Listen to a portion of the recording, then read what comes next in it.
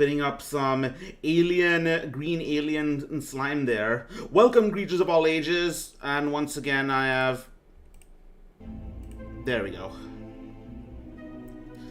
I always forget to turn on my... What is it? I wonder if I can download this stuff. Download all the stuff and actually play it when the scene starts. But... yeah, normally I haven't actually downloaded the stuff. It's copyrighted music from YouTube, so I actually have to play it when so I actually have to... Vasilisa, thank you for coming. Yeah, so a bit of scuff at the beginning. So as I said, I have done a small amount of research on this topic of the Ottoman-Habsburg Wars, and Poland-Lithuania's involvement in it, because that is what we are going to be doing today. We are going to be reading a story by Robert E. Howard of Red Sonya of Rogatino.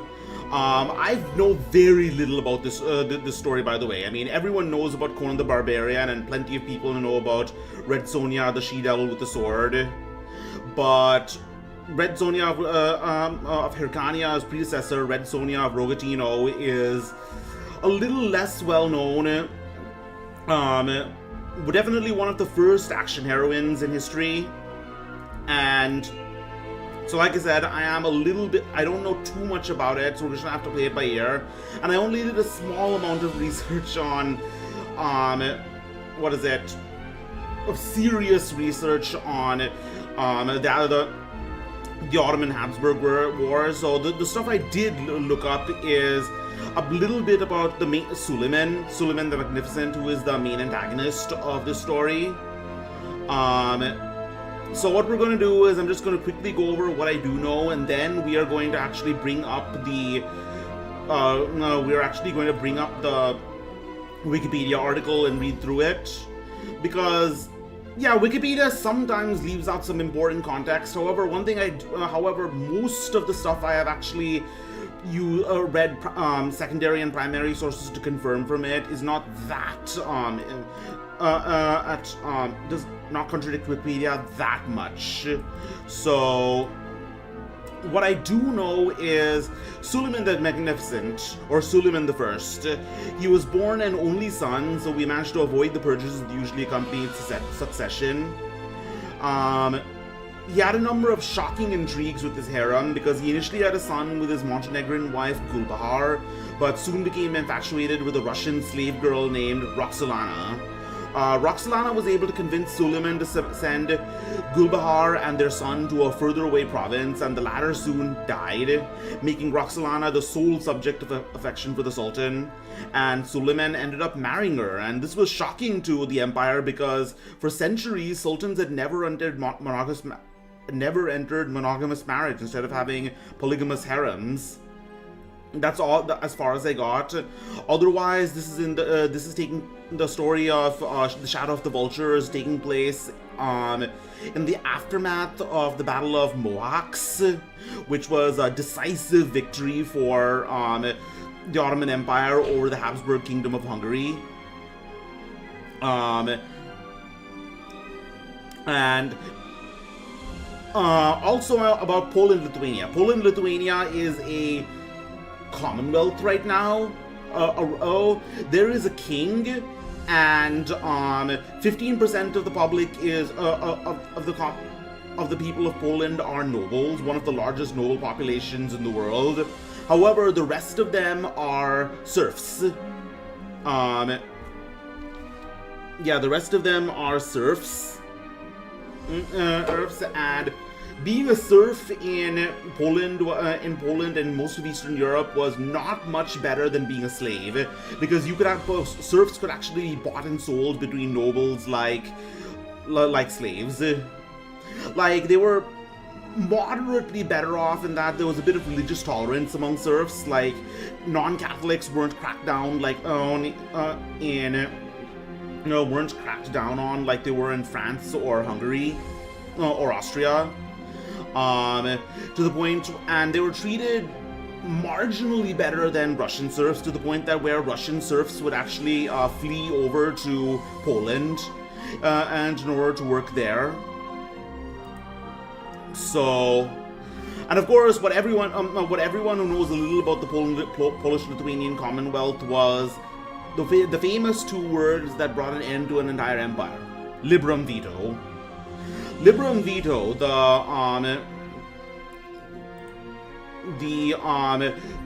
rather than being democratic, the Council of Nobles, I forgot what it's called, was required in Poland, was required to agree to everything unanimously.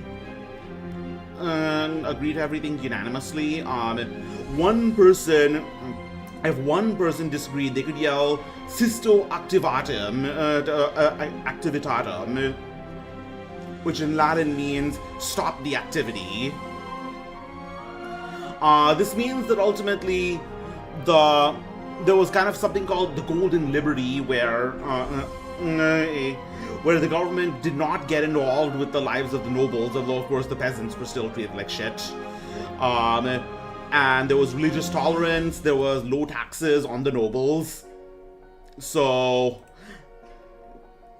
that's what's pretty fairly well known. But of course, eventually there are many enemies of Poland-Lithuania, meaning Prussia, Austria, and Russia, just started paying off nobles to end sessions, and eventually those three powers tore Poland apart. The partition of Poland. Frederick the Great of Prussia, Maria Theresa of Austria, and Catherine the Great of Russia, they partitioned Poland. And for the rest of history, up until the early 1900s, Poland was basically a conquered territory. That's why there's this guy on X I follow who follow a fantasy related account who takes pride in European conquests of the rest of the world, saying, "We didn't conquer one continent, we conquered many." And someone else rightly pointed, "Who's we? You're Polish." But yeah, we are going to actually start reading the Wikipedia entry for the Ottoman Habsburg Wars. Let's see if I can bring it up.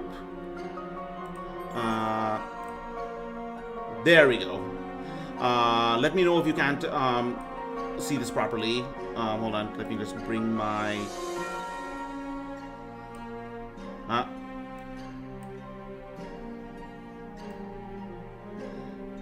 Right.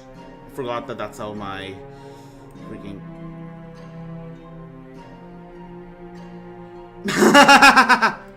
It is, isn't it?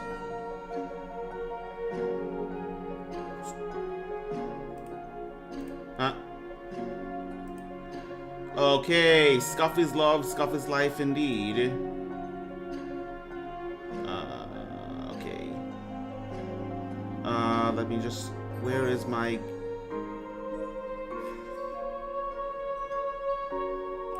There we go. Alright, but yeah. So, yeah, the Ottoman Habsburg Wars. The Ottoman Habsburg Wars were fought from the 16th to 18th centuries between the Ottoman Empire and the Habsburg monarchy, which was in time supported by the Kingdom of Hungary, the Polish-Lithuanian Commonwealth, the Holy Roman Empire, and Habsburg Spain. The wars were dominated by land campaigns in Hungary, including Transylvania, today Romania, and Vojvodina, today in Serbia, Croatia and Central Serbia. By the 16th century, the Ottomans had become a serious threat to European powers, and with Ottoman ships sweeping away Venetian possessions in the Aegean and Ionian seas, and Ottoman-supported Barbary pirates seizing Spanish possessions in the Maghreb. The Protestant Reformation, French-Habsburg rivalry, and the numerous civil conflicts of the Holy Roman Empire distracted Christians from the conflict with the Ottomans. Meanwhile, the Ottomans had to contend with the Safavid Empire and to a lesser extent the Mamluk Sultanate, which was defeated by the Ottomans under Selim I and later fully incorporated into the empire. Initially, the Ottoman conquests in Europe made significant gains with a decisive victory at Mohacs, and reducing one-third of Hungary to central Hungary to the status of an Ottoman tributary. Later, the Peace of Westphalia and the War of the Spanish Succession in the 17th and 18th centuries respectively left the Austrian Empire as the sole firm possession of the House of Habsburg. After the Siege of Vienna in 1683, the Habsburgs assembled a large coalition of European powers known as the Holy League to fight the Ottomans and regain control over Hungary. So basically, the divide and conquer strategy of the Ottomans eventually stopped working once the Christian powers of Europe decided to put aside their differences and work together. The Great Turkish War ended with the decisive Holy League victory at Zenta. The wars ended after the Austria's participation in the War of 1787 to 1791, which Austria fought allied with Russia. Intermittent tensions between Austria and Ottoman Empire continued throughout the 19th century, but they never fought each other in a war and ultimately found themselves allied in World War I, after which both empires were dissolved. Basically the Ottomans throughout later European history were heavily outnumbered and outgunned. It's just that the Christian powers are constantly fighting not just with the Ottomans but each other as well.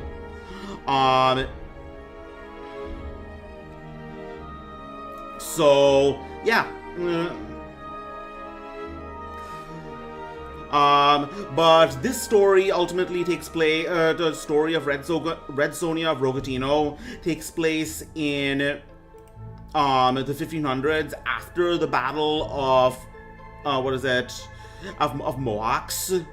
and before the Siege of Vienna the first Siege of Vienna. The Winged Hussar Siege of Vienna was the second one. Red Sonya, from what I know, is of mixed Polish and Ukrainian descent. Wait, let me look it up. Is that where Galicia is? Galicia, Eastern Europe. Yes, I'm guessing she is from Galicia. Is there even a place called Rogatino? No, there is not. Alright. But yeah, basically what we're going to be doing is we're going to be playing Darthmod, Empire Total War. I will point out that this took a bit of thinking in order to install, because this is a mod that's not on Steam. That is not on Steam. On Steam Workshop. So I had to actually go through a complex process of installing it in my SSD and then setting it up so that it would actually work. Because every time I actually set it up on Empire, I have to open the mod, turn it on, and then activate Empire specifically from my desktop, not from Steam. Because if I activate it from Steam, it won't work. But yeah, let's get started. We are playing Poland-Lithuania. And I will point out that Poland-Lithuania is definitely one. I'm playing on a normal difficulty because, one, I suck at games, and two, Poland-Lithuania is... Yeah, Darthmod is old school, exactly. So Poland-Lithuania is actually one of the harder factions in the game, obviously, because throughout this is the 1700s, and throughout that period, Poland was basically the punching bag of Europe. So, let's see... This is it. And then let's get out the story. Shadow of the Vulture. And... Is it working? Is it working? No, it's hidden. It's hidden behind the background. All right, there we go. Let's go.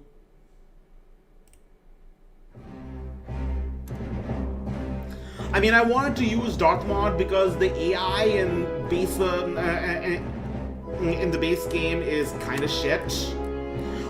With cavalry just charging in and before the rest of the army and dying.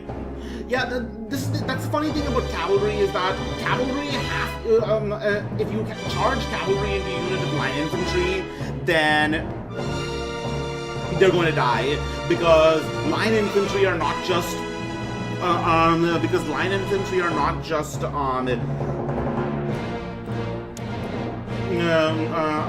because line infantry are not. Yeah, it's a great mod, exactly. So line infantry in this game are not just ranged infantry, they're also melee infantry with bayonets. Okay, this is really loud. I'm just going to quickly turn it a bit down.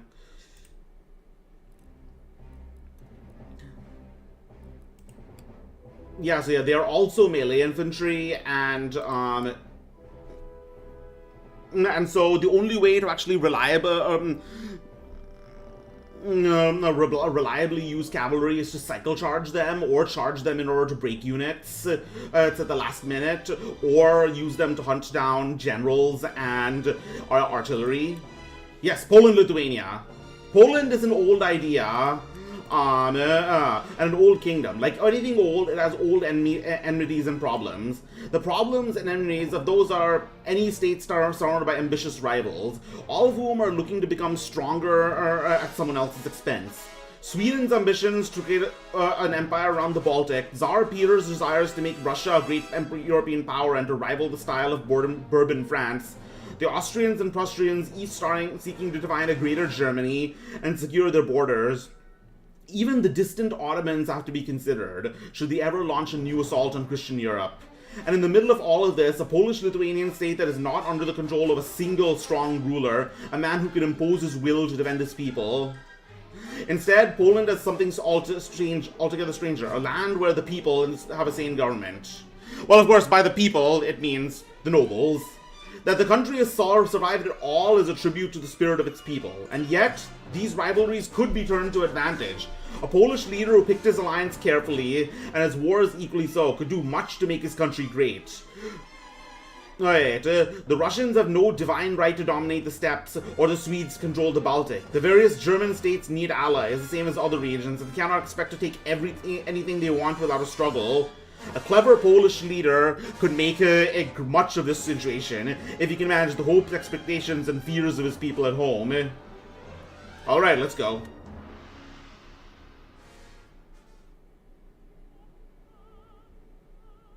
The great uncertainty of all data and war is because... The first priority should be to keep the fragile Commonwealth together.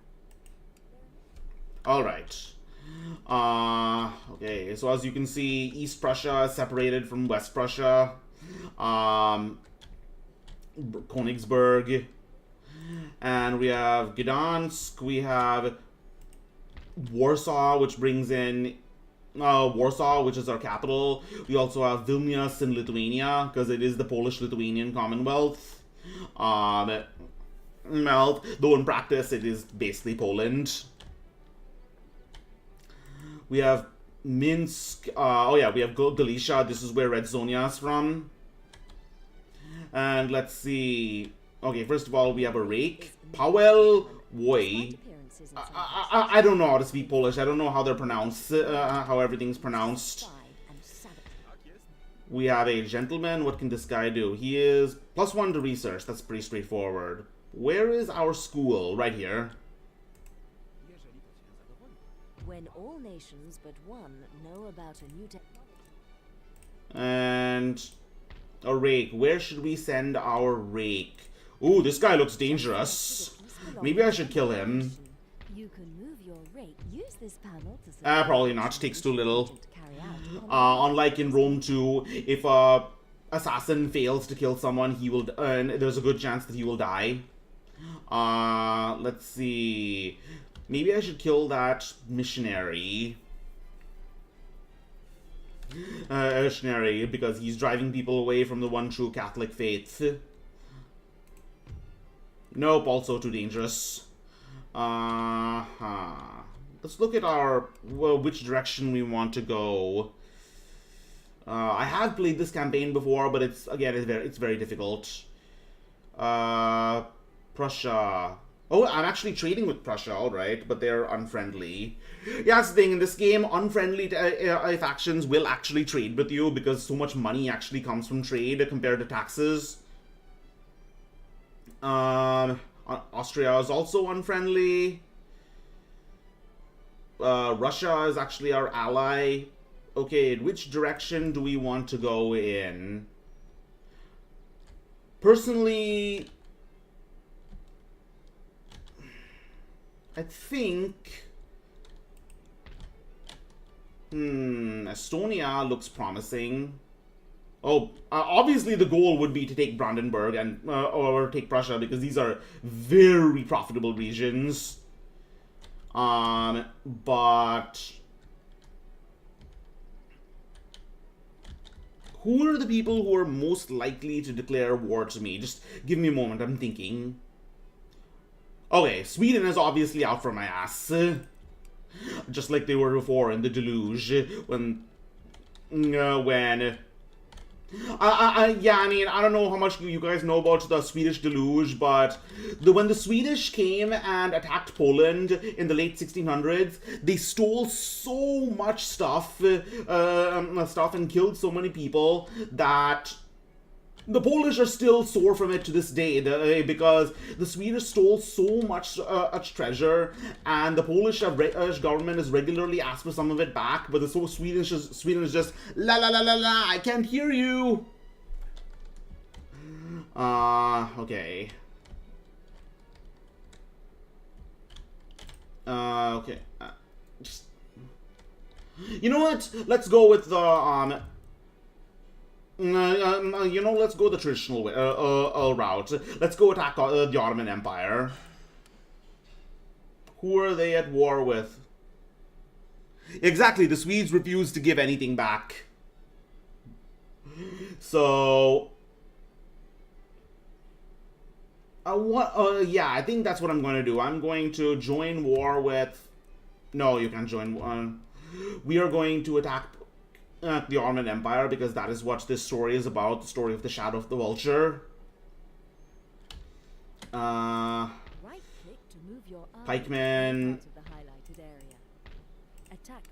We have a lot of pikemen, alright. Use missionaries to spread the word of your faith to every corner of the earth.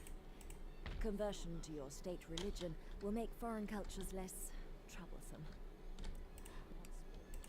Alright, let's head south. You have selected a target outside the green highlighted area.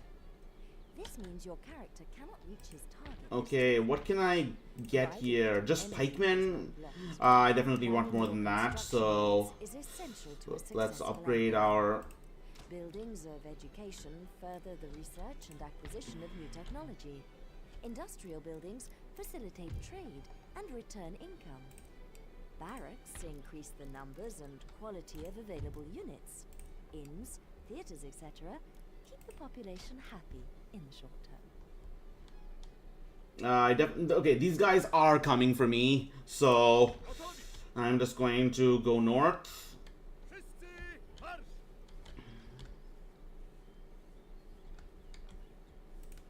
Let's see, but I can still only recruit pikemen, so let's get some more line infantry.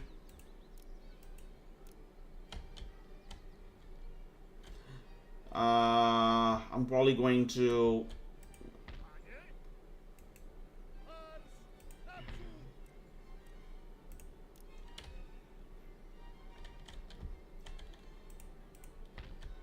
There's an imam here. I probably want him gone. Okay, am I gonna go for it? Yeah, I'm gonna go for it. I think that's the whole purpose of my army being here. Edo, welcome! We are reading about the Red Sonya before she put on the chainmail bikini, and she was just a peasant-born adventurer fighting the Turks. Okay, you know what? Let's start reading that. The Shadow of the Vulture, Chapter 1. So they brought the envoys, pallid from months of imprisonment, before the canopied throne of Suleiman the Magnificent, Sultan of Turkey, and the mightiest monarch in an age of mighty monarchs. Under the great purple dome of the royal chamber gleamed in the throne before which the world trembled, gold-panelled, pearl-inlaid. An emperor's wealth in gems was sewed into the silken canopy from which depended a shimmering string of pearls, ending a freezing of emeralds which hung like a halo of glory among Suleiman's head. Okay, very descriptive words. You might not know this, but I am currently in the process of writing a series of short stories. I am a writer just like my friend Amanda Splatz, and I will probably be putting them up on Wattpad pretty soon. However, I will point out also that I am not very good at writing, certainly not in this sense, because I'm not very good at reading. I have very low reading fluency due to my ADHD, and as such, I generally do not write things in very vivid description. That could also be caused by the fact that a lot of the stuff I read is translated from Japanese, which tends to not have... Yep, exactly. I tend to read things from that are translated from Japanese, and as such don't have very vivid, like, I don't know, fancy descriptions, and as such I don't write them. But I digress. Yet the splendor of the throne was paled by the glitter of the figure upon it, bedecked in jewels, the aigrette feather rising above the diamonded white turban. Above the throne stood his 9 viziers, in attitudes of humility, and warriors of the imperial bodyguard ranged the dies, solaks in armor, black and white and scarlet plumes nodding above the gilded helmets.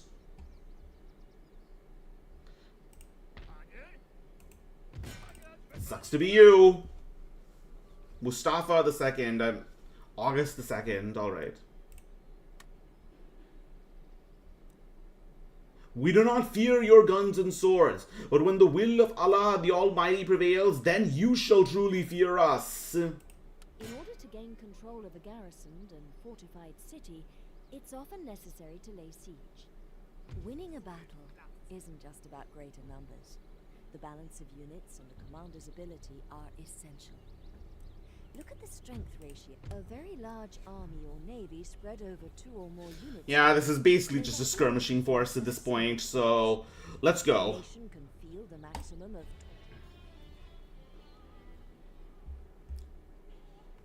The envoys from Austria were properly impressed, the more so as they had 9 weary months for reflection in the grim castle of 7 towers that overlooks the Sea of Marmora. The head of the embassy choked down his shoulder and cloaked his resentment in a semblance of submission. During the deployment phase, you can secretly arrange your units inside the deployment zone before battle commences. The enemy general will deploy his men within the opposite area. Okay. I don't know why that auto-resolve meter was so skewed, but whatever. Alright, these are our militia.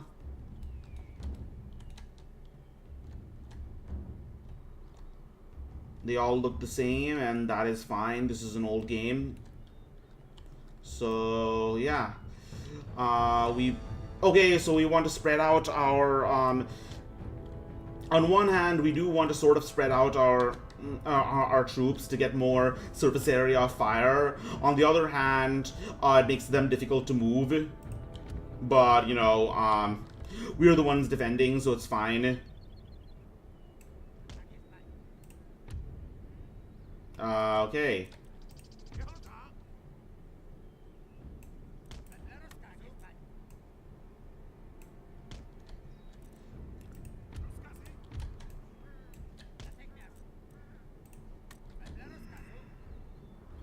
Alright, traditional pike and shot, despite the fact that this is the period when it's supposed to be ending because of the rise of bayonets.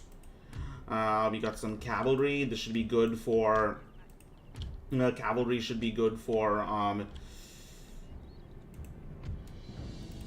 good for running down those peasants and breaking and running down those peasants. So let's go. Pressing the space bar on your keyboard after Space orders bar? displays the positions your units will move to as a shadow on the battlefield. Use this as a reference when deploying your forces. So his rugged, strange cloak on the shoulders of Haberdonsky, General of Ferdinand and Archduke of Austria. His rugged head bristled incongruously from the flaming silk robes presented him by the contemptuous sultan, as he was brought before the throne. His arms gripped fast by stalwart janissaries. Thus were foreign envoys presented to the sultans, ever since that red day in Kosovo when Miloš Kabilović, knight of slaughtered Serbia, had slain the conqueror Murad with a hidden dagger. I want to look this up. Murad, Sultan Murad. Did this actually happen? No, it's I'm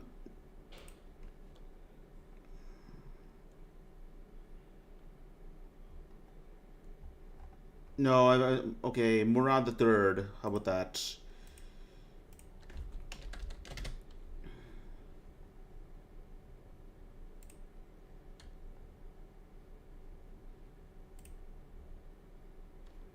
Okay, let's look again. Miloš Kabilović. Miloš Kabilović.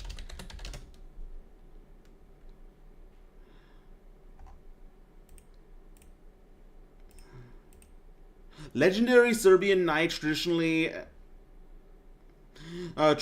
said to have served Prince Lazar in the during the Ottoman invasion of Serbia in the late 14th century. Although absent from contemporary records, he features prominently in later accounts of the 1389 Battle of Kosovo as the assassin of Sultan Murad I. Oh, so a total war, so a total war agent in real life. Nice.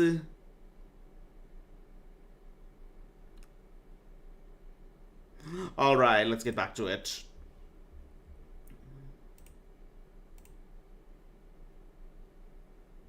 Great is the guilt of an unnecessary war, but also great are the rewards, are the wars, such as half a country.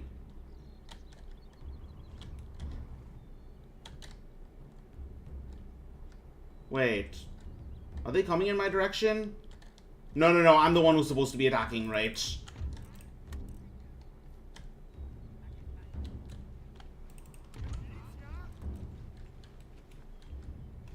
Yeah, the thing is, if you're the one who's supposed to be attacking,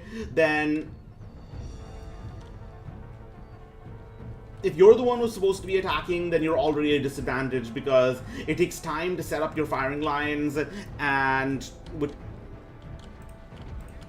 it takes time to set up your firing lines, and that time the enemy can shoot you.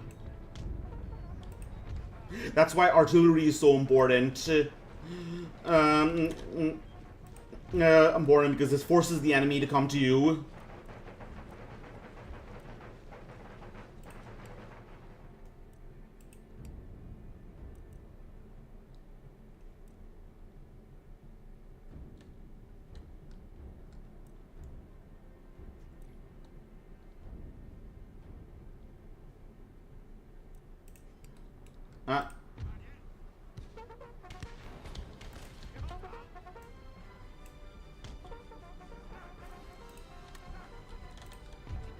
Okay, I'm just going to quickly set up my line of pikes.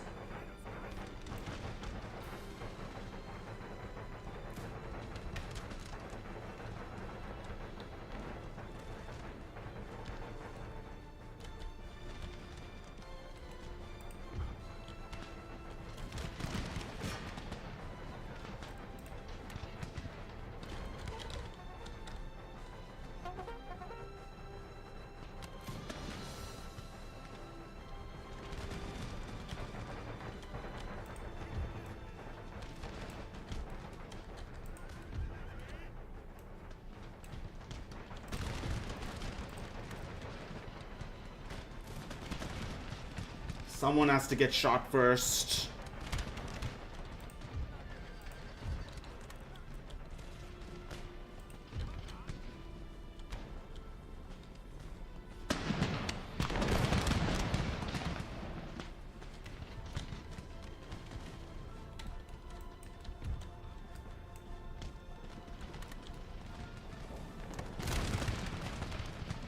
Alright, that's basically it.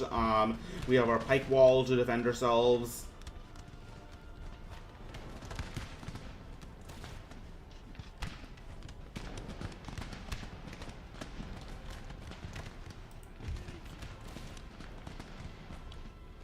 Yep, here they come. Here come the peasant, the peasant mob.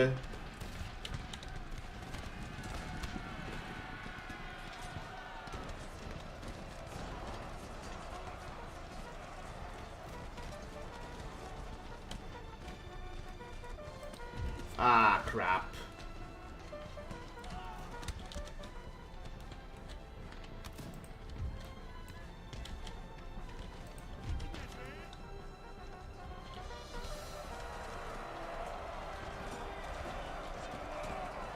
Well, I'm definitely winning here.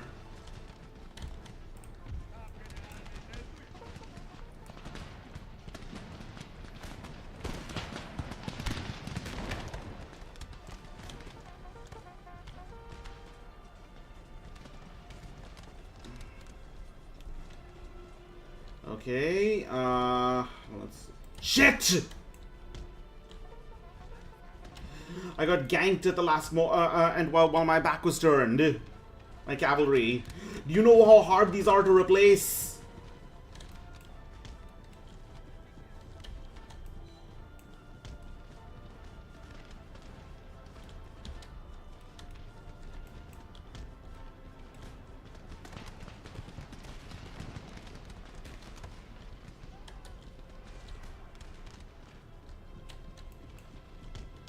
Alright, looks like these guns definitely outnumber me, so I'm definitely going to have to start cycle charging with my cavalry.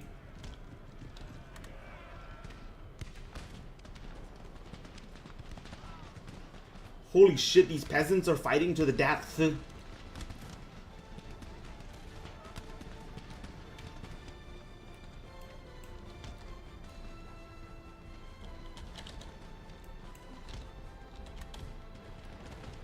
The music is definitely better.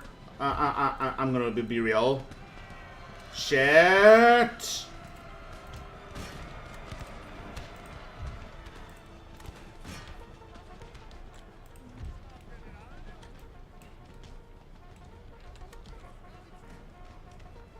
Why are these peasants so brave?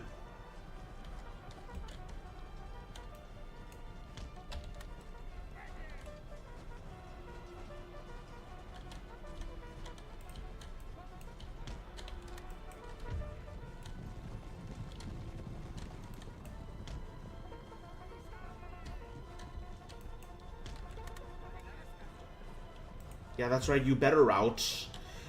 Now then...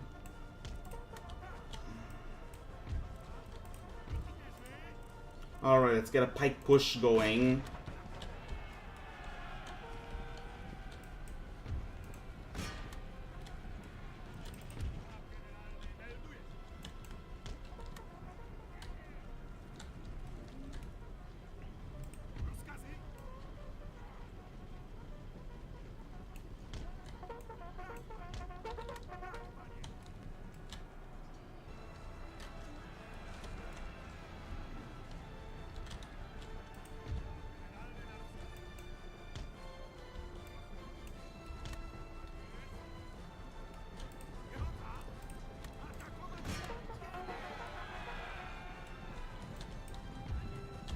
Okay, let's see if I can get a flank charge off with my general.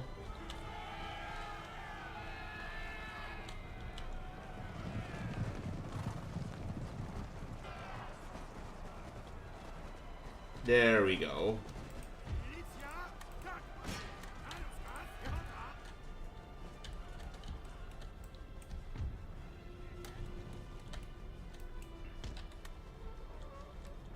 Alright, I think we're good.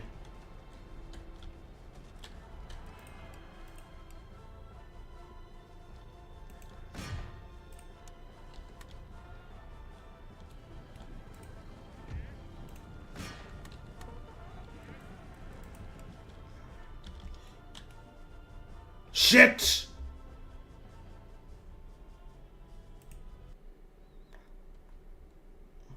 I completely forgot that my game was blocked. Was blocked by the browser on the screen.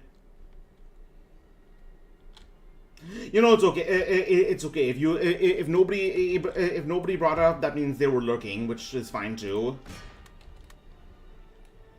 Scuff is love, scuff is life.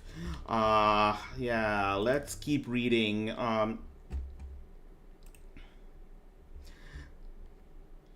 The Grand Turk regarded Haberdansky with a scant favor. Suleiman was a tall, slender man with a thin, down-curving nose and a thin, straight mouth, the resolution of which was his drooping mustachio nose did not soften. His drooping mustachios did not soften. His narrow, outward-curving chin was shaven. The only suggestion of weakness was in the slender, remarkably long neck. But that suggestion was belied by the hard lines of the slender figure, the glimmer of dark eyes.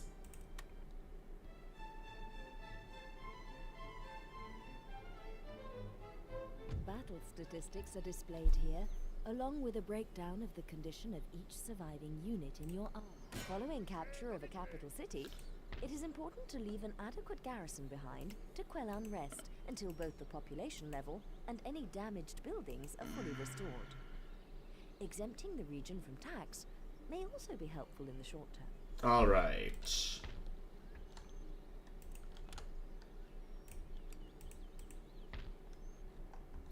Well, these guys are obviously going to attack next. So, this is going to be a little bit annoying.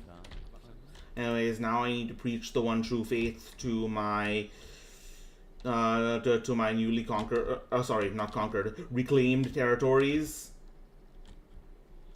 of Moldova.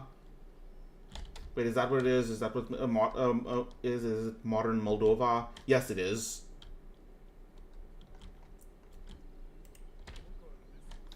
Okay. What else should we build?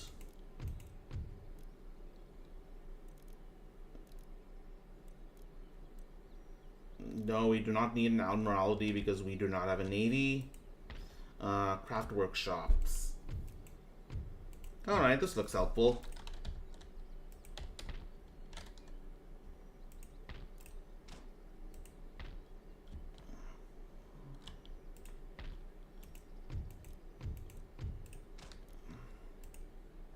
Okay, and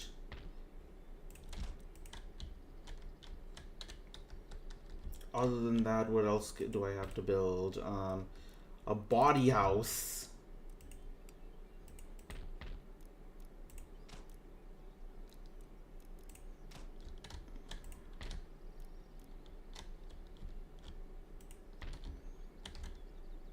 And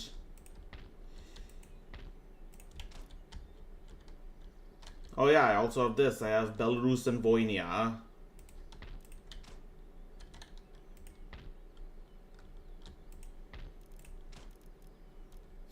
Alright, I think we are good there. Let's also talk about trading technology.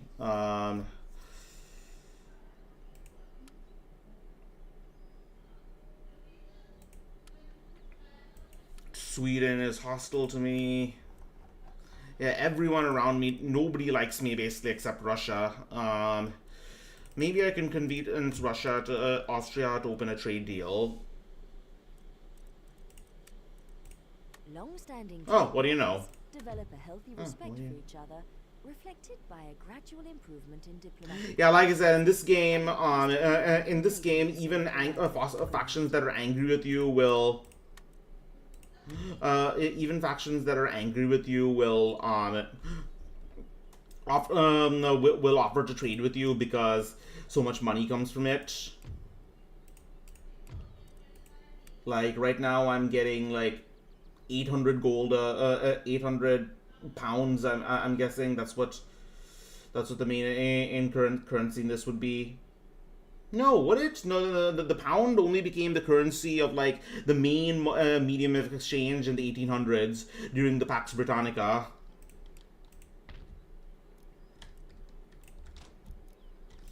Alright, let's see if we can trade tech. No good? Okay, how about...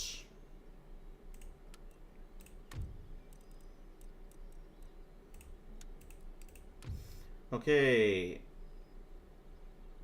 We definitely... Okay, yeah, that's right. We need to research, to choose what to research. I want to get bayonets as soon as I can. By sending researchers to the educational buildings of your rivals and Alright, it is 1700 and in the same way as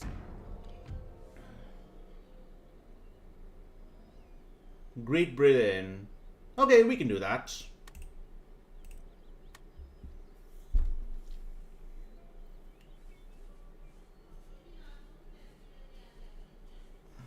Okay. The Grand Turk there was more than a suggestion of the Tatar in him. Rightly so, since he was no more the son of Selim the Grim than of Hafsa Khatun, Princess of Crimea. What the hell? No way.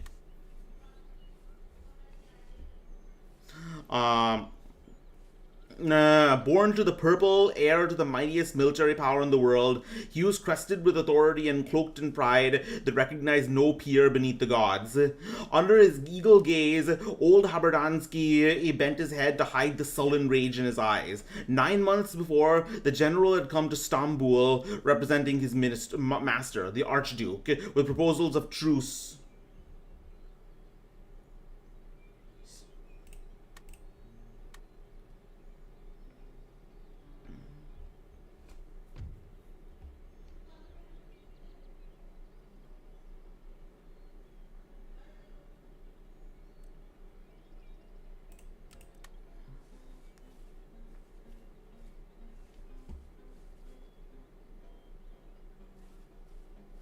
Alright, here they... Are they? No, they are raiding. What an ass.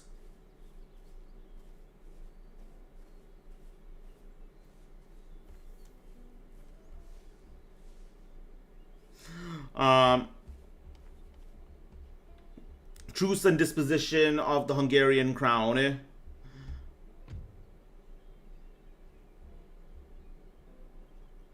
Aurangzeb, the big bad of Indian history.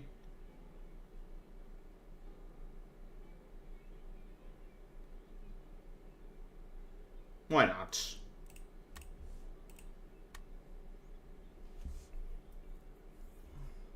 With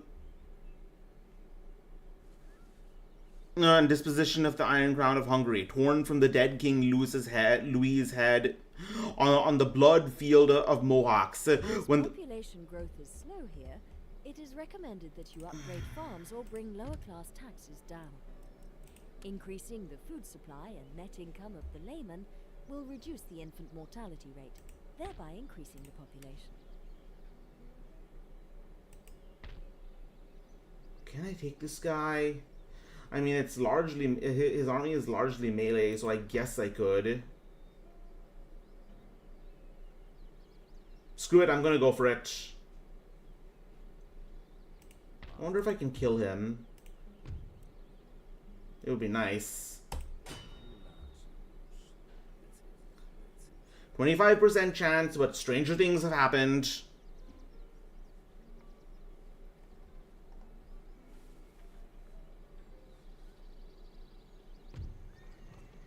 Yeah, guess not. Could have been worse. Alright, let's go.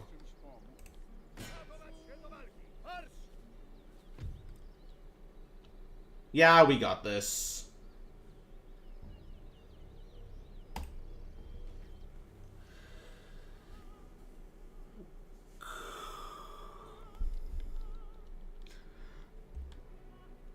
There had been another emissary before him, Jerome Lozski, the Polish Count Palatine. Haberdansky, with the bluntness of his breed, had claimed the Hungarian crown for his master, rousing Suleiman's ire. Lozski had, like a suppliant, asked on his bended knees that crown for his countrymen at Mohacs. Yeesh.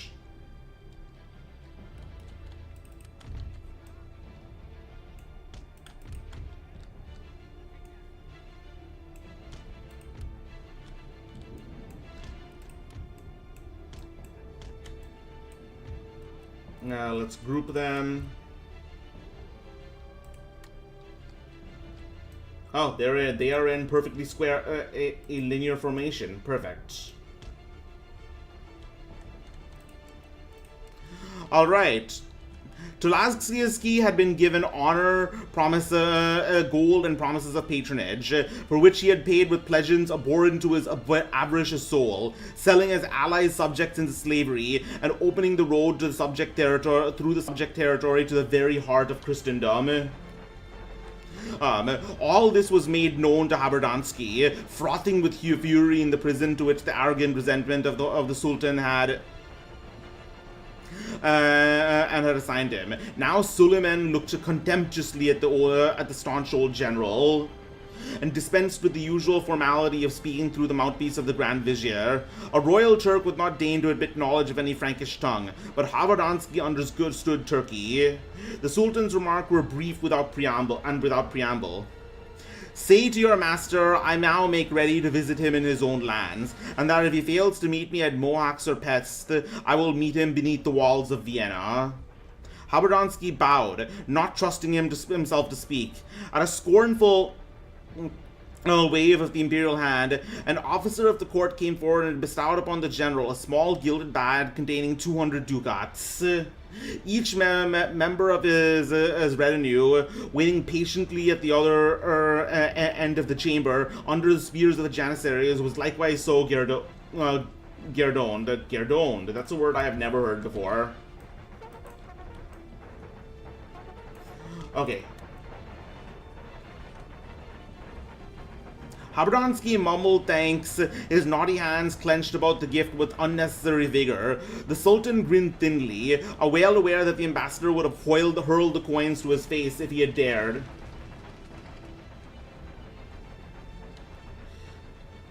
Delhi horsemen. Oh, I see. These are horse gunners.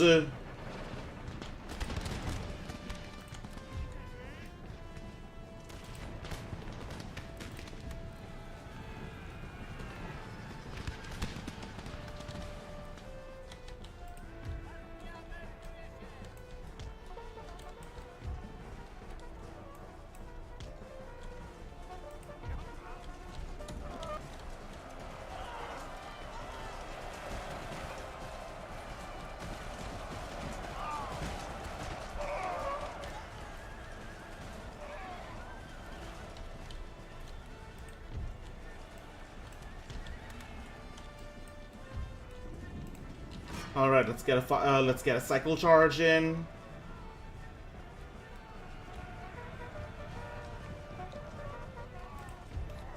Oh boy, is it time for single combat? No, not yet. Maybe.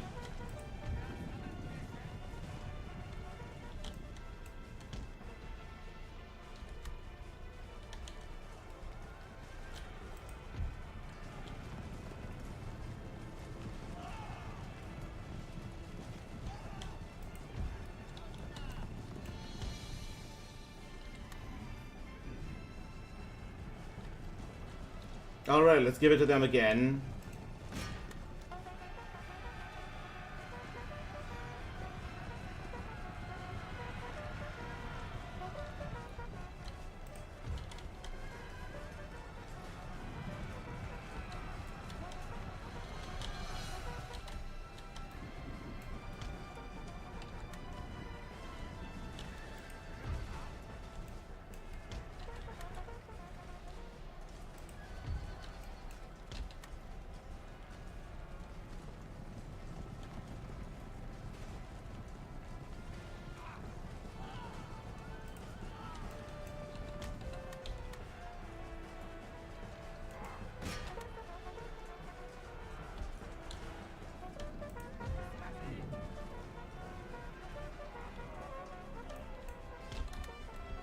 Alright, the generals are fighting, but the pikemen are also sort of in the fight too.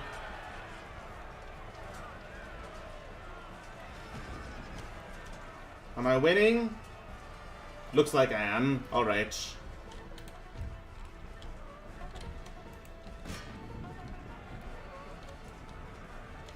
Alright. Yes, I am winning. Alright.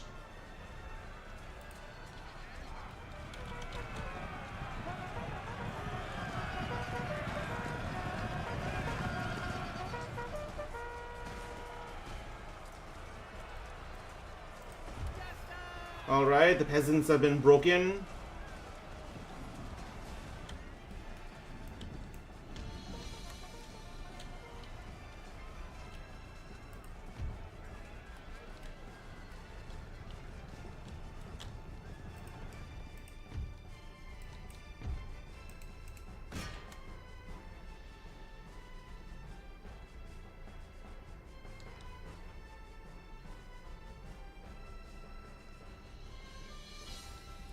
Alright.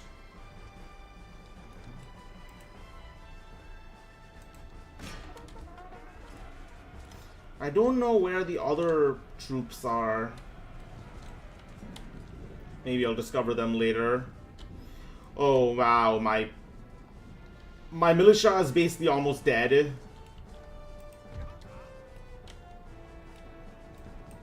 Damn.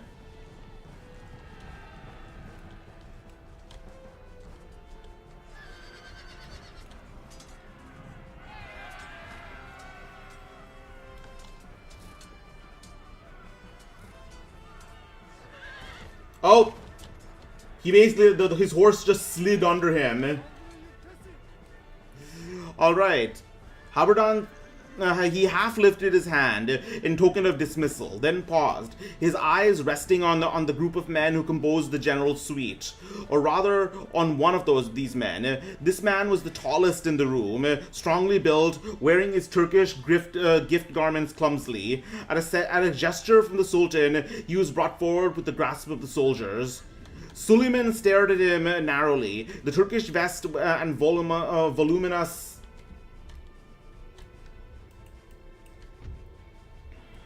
Huh? What are these guys?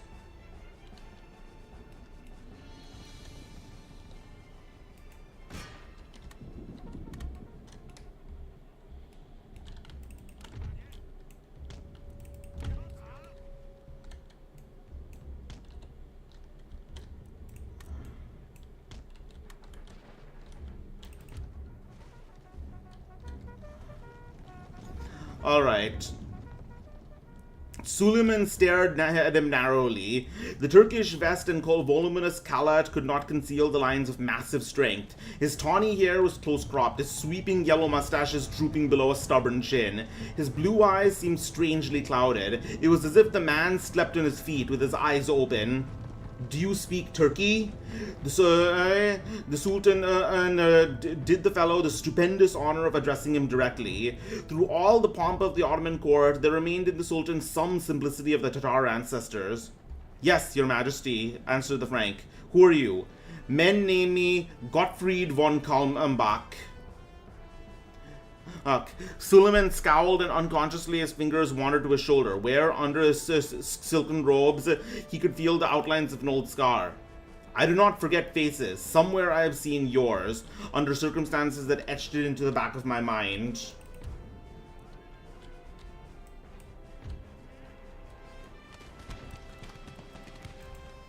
Oh, they do have guns, alright.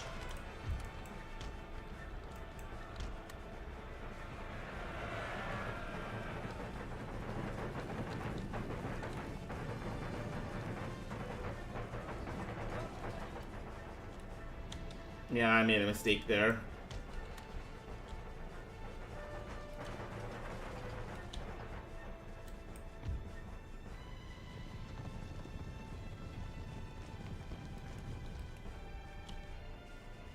Alright, and there are the swordsmen.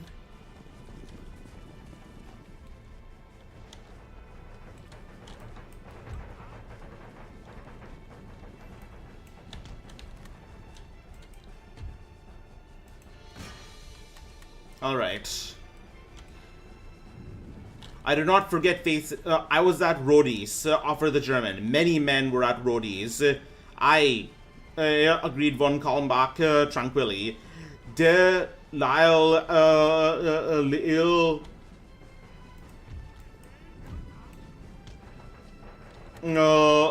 Adam was there. Suleiman stiffened and his eyes glittered at the name of the Royal Grand Master of the Knights. It's of St. John, whose desperate defense of Rhodes had cost the Turks 60,000 men.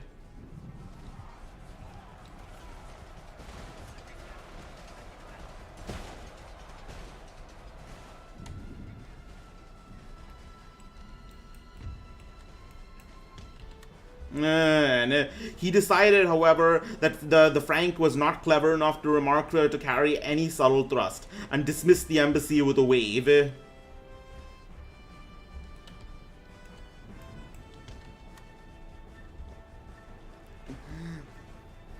Let's see.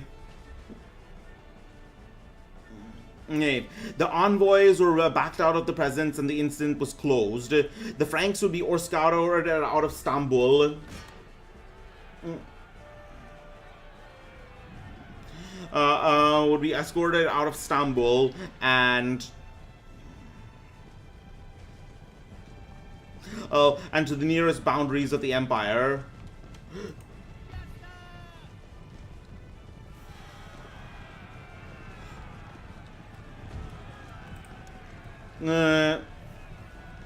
The Turks' warning would be carried out post-haste to the Archduke, and soon on the heels of that warning would come the armies of the Sublime Porte. Suleiman's officers knew that the Grand Turk had more in mind than merely establishing his puppet Zapolia on the conquered Hungarian throne. Suleiman's ambitions embraced all Europe. That stubborn Frankistan, which for centuries sporadically poured forth hordes chanting and pillaging into the east, whose illogical and wayward peoples had again and again seemed ripe for Muslim conquest. Yet would always emerge, if not victorious, then at least unconquered. It was the evening of the morning on which the Austrian emissaries departed that Suleiman, brooding on his throne, raised his lean head and beckoned the Grand Vizier Ibrahim, who approached with confidence. The Grand Vizier was always sure of his master's approbation. Was he not cup companion and boyhood comrade as the Sultan? Oh yeah, Ibrahim is a Greek Christian who is the Sultan's close friend. Close friend, and has been that way since childhood. His closest advisor. Ibrahim had one rival in his master's favor, the red-haired Russian girl Kurem the Joyous, who Europe knew as Roxolana, whom slavers had dragged from her father's house in Rogatino to be the Sultan's harem favorite. I remember the infidel at last, said Suleiman. Do you recall the first charge of the knights at Mohawks? Ibrahim winced slightly at the illusion. O protector of the pitiful, is it likely that I should forget an occasion on which the divine blood of my master was spilled by an unbeliever? Then you remember that 32 knights, the paladins of the Nazarenes, drove headlong into our array, each having pledged his life to cut down our person. Yes, and by Allah, they rode like men riding to a wedding, their great horses and long lances overthrowing all who opposed them. Their plate armor learned the finest steel. Yet they fell as the firelock spoke until only 3 were left in the middle. The knight Markzali and 2 companions. These paladins cut down my solux like ripe grain, but Markzali and one of his companions fell, almost at my feet. Yet one knight remained, though his visored helmet... though his visored helmet... Wow. Shit.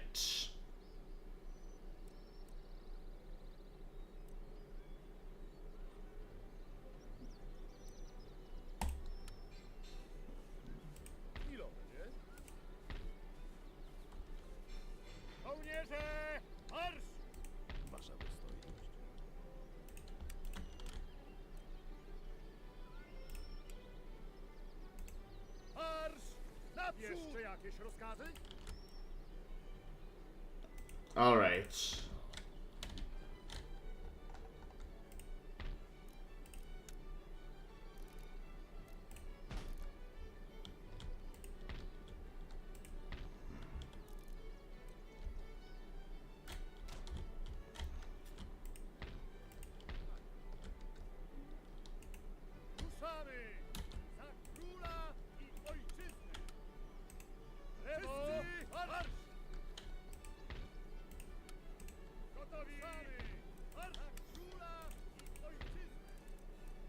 Let's get some cannons. Do I already have any?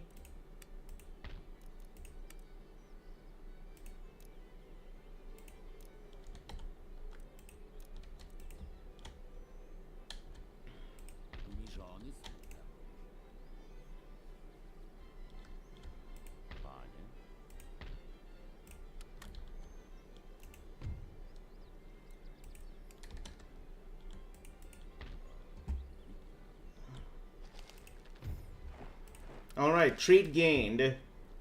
Bloody. What's a few casualty between friends? This man believes that in order to get results, you have to get stuck in. This man has achieved victory, but lost a few men in the process. This trait can be removed via some less costly victories. War has been broken out between these nations, the United Provinces and France. Mentioned in dispatches.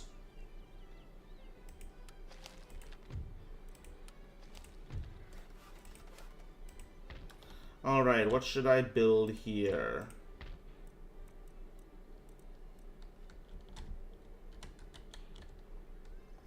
Let's build...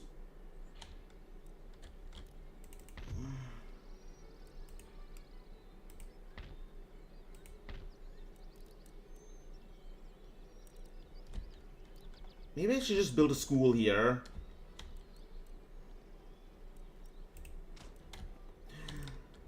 Just to get a head start in technology.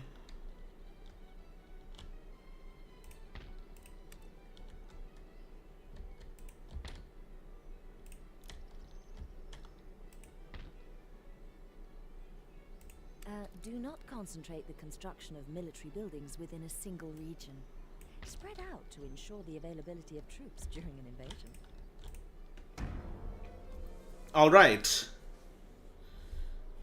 Yet one knight remained. Through his visored helmet, he had been torn from his head, and blood started from every joint in his armor. He rode full at me, swinging his great two-handed sword, and I swear by the beard of the prophet, death was so nigh by me that I felt the burning breath of Azrael on my neck. His sword flashed like lightning in the sky, and glancing from my casque, where I was half stunned, his blood gushed from my nose, rent the mail on my shoulder, and gave me this wound, which irks me yet from the night when the rains come. The Janissaries who swarmed around him cut the hocks of his horse, which brought him to the earth as it went down, and the remnants of my soul-axe bore me out of the melee. Then the Hungarian host came on, and I saw not what became of the knight. But I saw him, today I saw him again. Ibrahim stared with an exclamation of incredulity. Nay, I could not mistake those blue eyes. How it is I know not. But the knight that wounded me at Mohacs was this German, Gottfried von Kalmbach.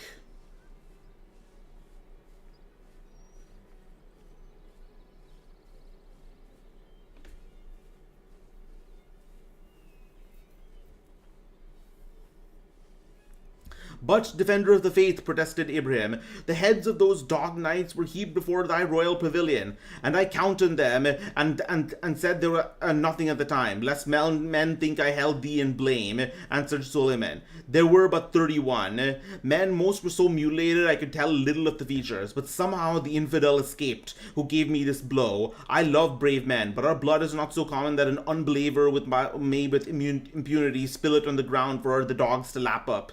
See to it. Ibrahim salaamed deeply and withdrew. He made his way through the broad corridors to a blue-tilled chamber whose golden arches have become too unhappy. You must either appease the rioters by lowering taxes, or send in the troops to put them down. Whatever you do, act quickly before the riot becomes a rebellion.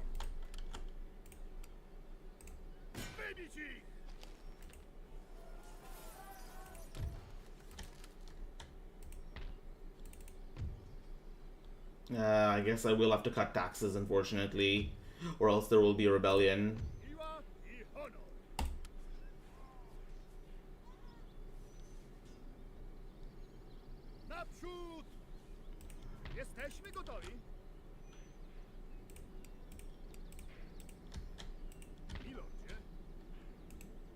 Alright. Let's take him on. Oh, his name's Ibrahim too. Alright. Oh, alright.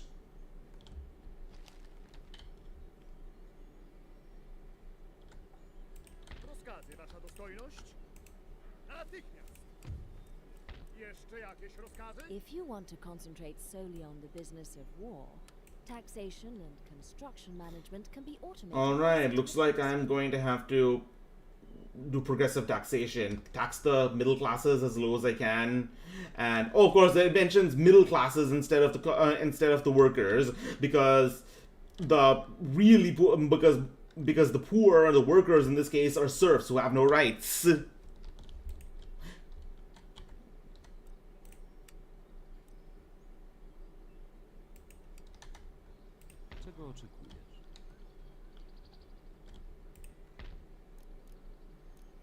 Alright.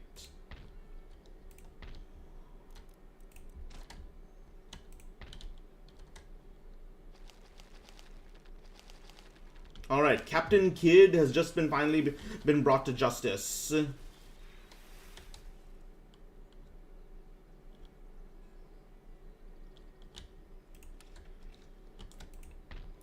Let's see.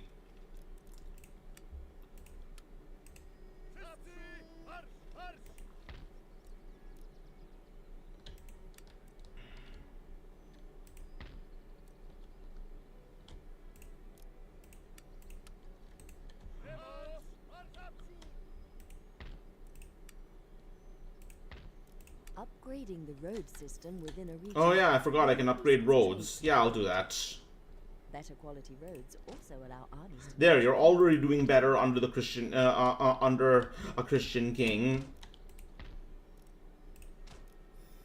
I need a pathway to a down south.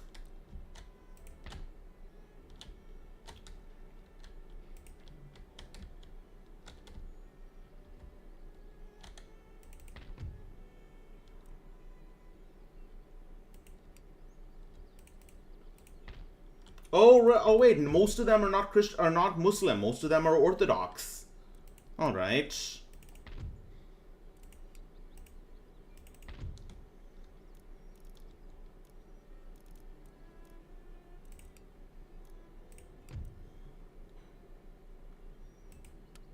Okay, allied.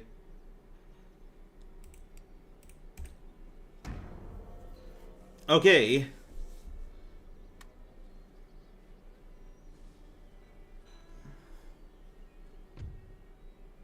He made his way, Ibrahim salaamed deeply and withdrew. He made his way through broad corridors to a blue-tilled chamber whose gold-arched windows looked out on broad categories, shaded by a cypress and plane trees, and cooled by the spray of silvery fountains. There at his summons came one Yaruk Khan, a Krim Tatar, a slant-eyed, impassive figure in a harness of lacquered leather and burnished bronze.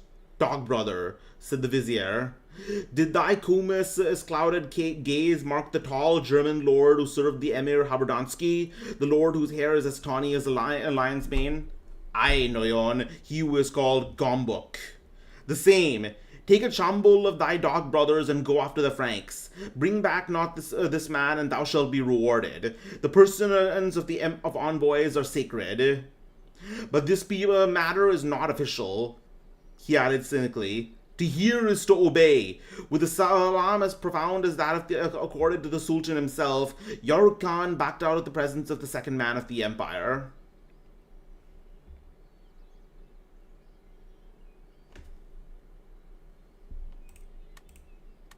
Alright, looks like the Holy League is uniting again.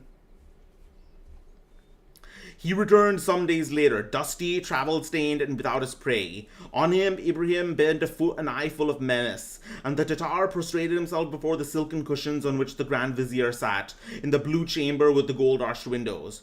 Great Khan, let not thine... Austria declares war on... Enter war on side of Saxony.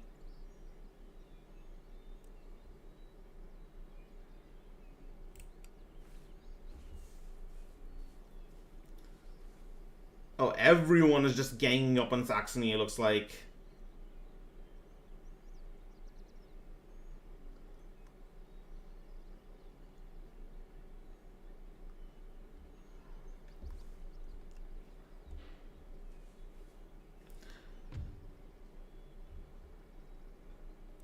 Oh, they really want West Prussia. Not a chance.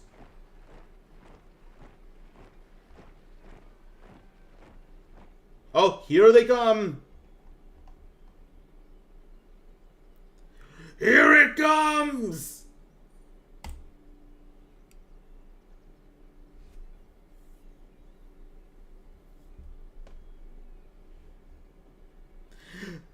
Great Khan, let not thine anger consume thy slave. The fault was not mine, by the beard of the prophet. Squat on thy mangy houches and bait out the tail, ordered Ibrahim considerately.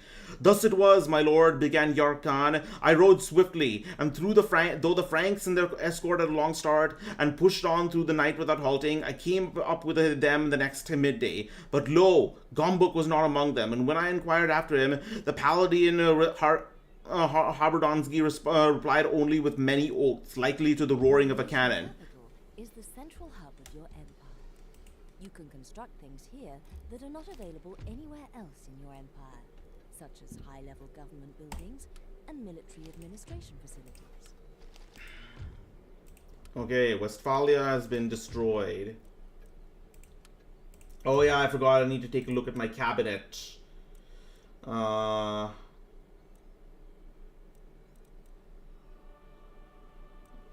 Let's see. I don't...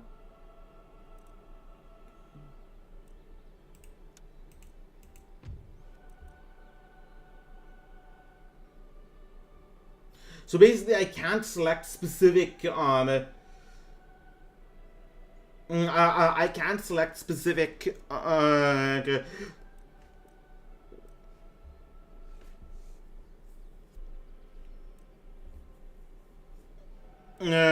specific leaders to be my replacements, but I can sack individual ministers, kick individual ministers, and hold elections. So yeah, I am going to do that.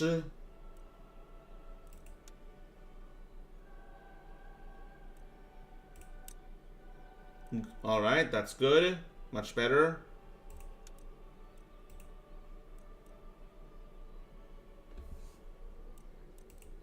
And I can only do it once a turn. Alright.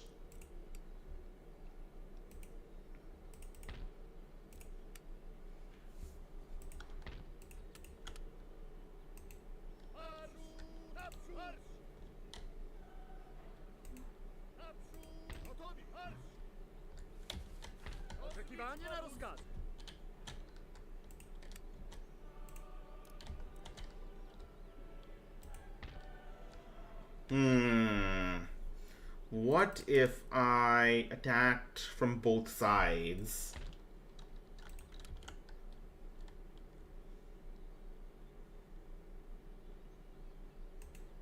I will do that.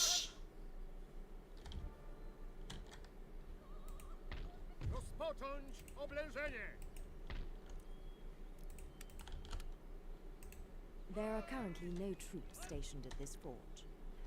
As things stand, it could easily be occupied by an enemy army. It is possible to take a fort or city without risking a pitched battle. Yeah, I'm gonna besiege it.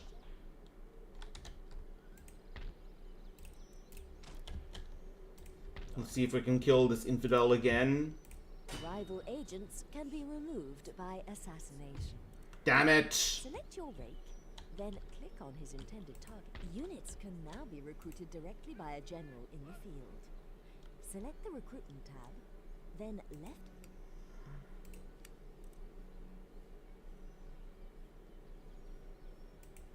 This piece cannot move any further now. It will be available again next turn.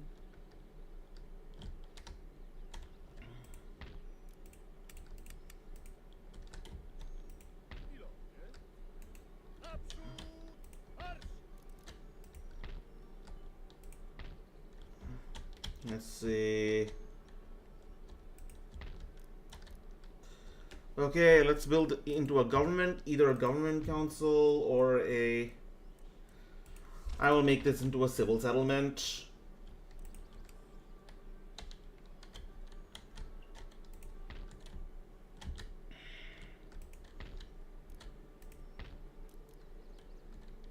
And this into a military settlement.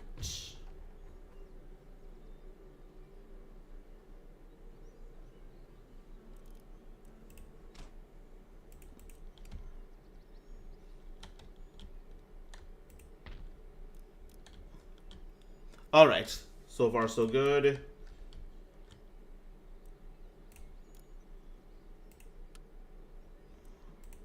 Units that have suffered losses in battle or whose equipment has been superseded can have their numbers replenished to bring them back up to full strength. To replenish, select a unit and click on the replenish button on the funds are deducted. Okay. Let's see what Prussia ends up doing. I rode swiftly, and though the Franks and the... Alright, let's go.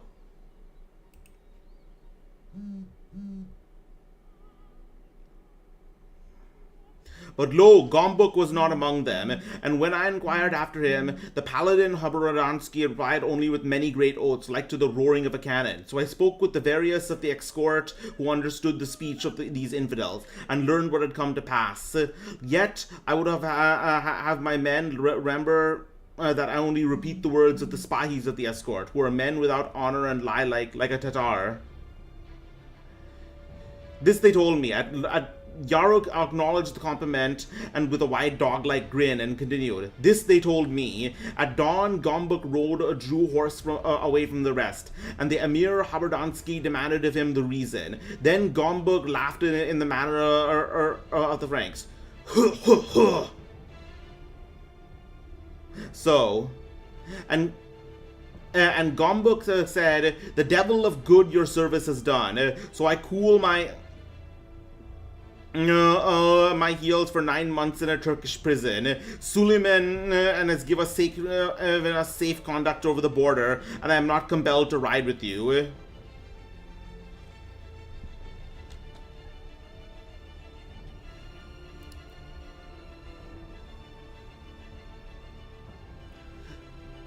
All right.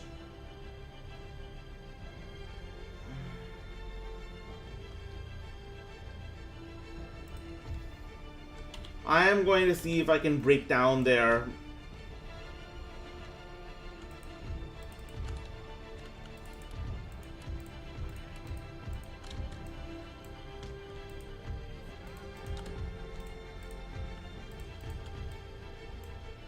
break down their gates.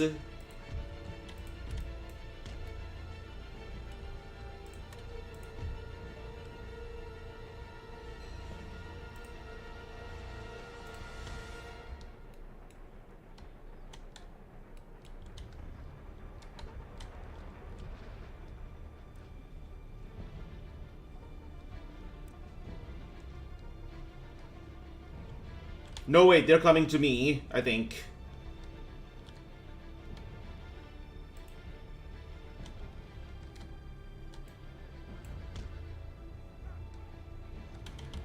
Okay.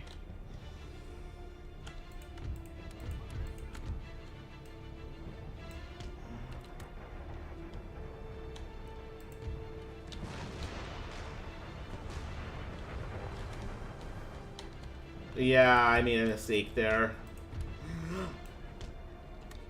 I thought I was attacking, but no, they're coming to me.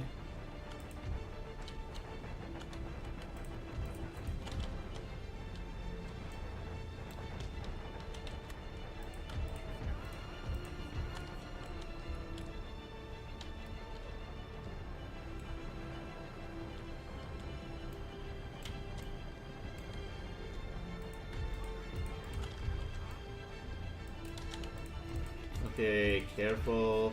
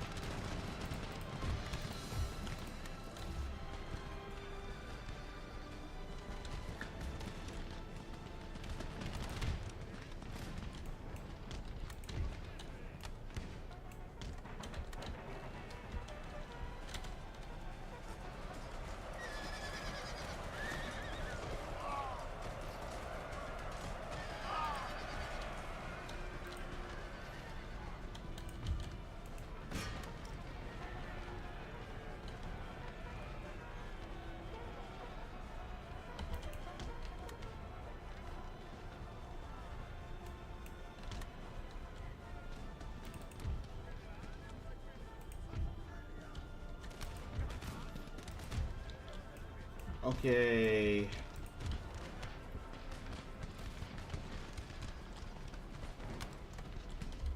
I think this is winnable. Even with my mess up.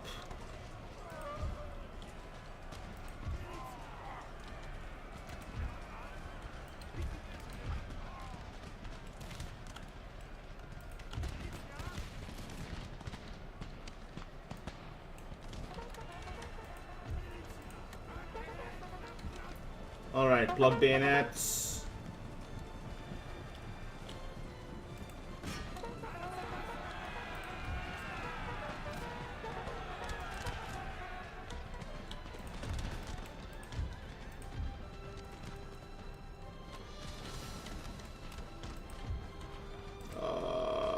Not good, not good, not good.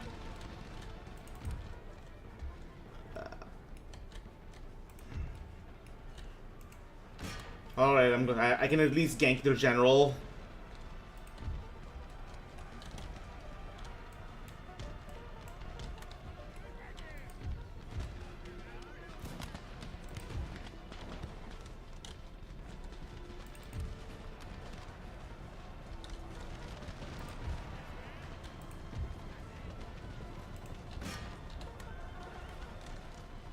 Alright.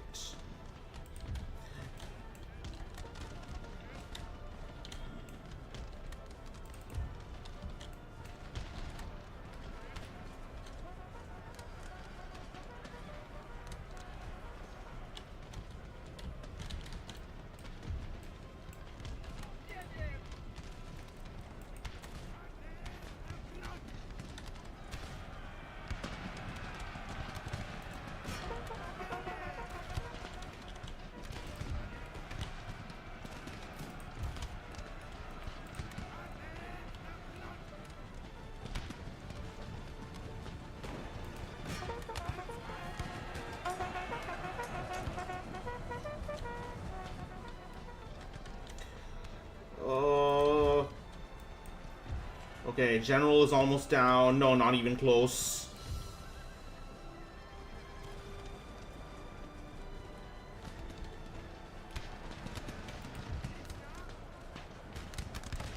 Okay, the enemy general is dead. That's good.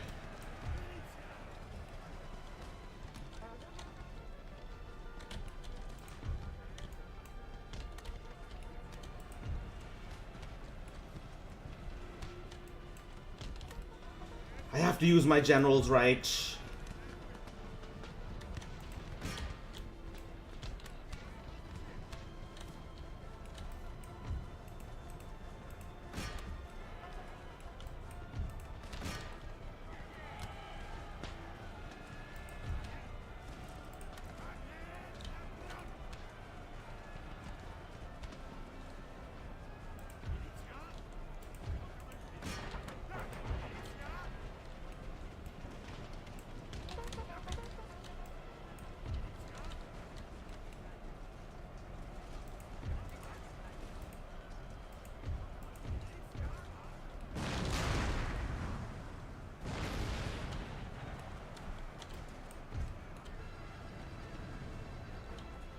Alright, General is down.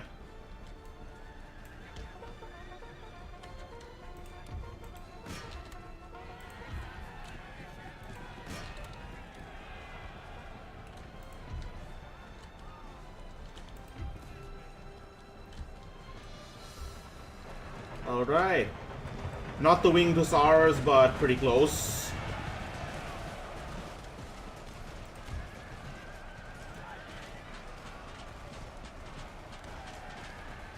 Alright, mass rout, I think.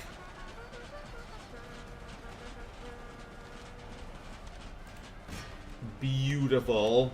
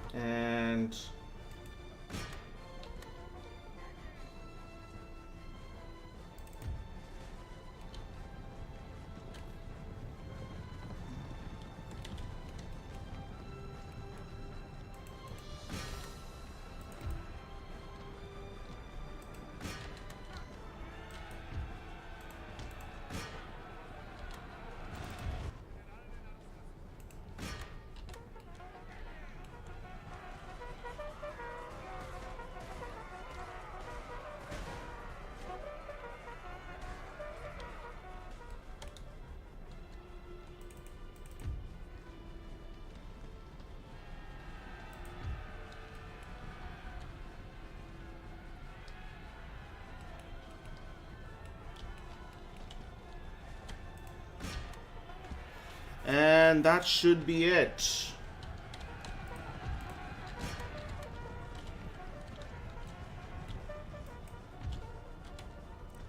Okay. And the Gom book said, "The devil, your good of service has done me. So I cool my heels for 9 months in a Turkish prison. Suleiman has given us safe conduct over the border, and I am not compelled to ride with you." "You dog," said the Emir. "There is war in the wind. And the Archduke has need of your sword." "Devil eat the Archduke," answered Gombuk. "Zapolia is a dog, because he stood aside at Mohawks and let us, his comrades, be cut to pieces. But Ferdinand is a dog too. When I am penniless, I sell him my sword. Now I have 200 ducats and these robes which I can sell to any Jew for a handful of silver. And may the devil bite me if I draw your sword for any man while I have a penny left. I'm for the nearest Christian tavern, and you and the Archduke may go to the devil." Then the Emir cursed him with many great curses, and Gombuk rode away laughing, and singing a song about a cockroach named Enough! Ibrahim's features were dark with rage. He plucked savagely at his beard, reflecting that in the matter allusion to Mohawks, von Kalmbach had practically a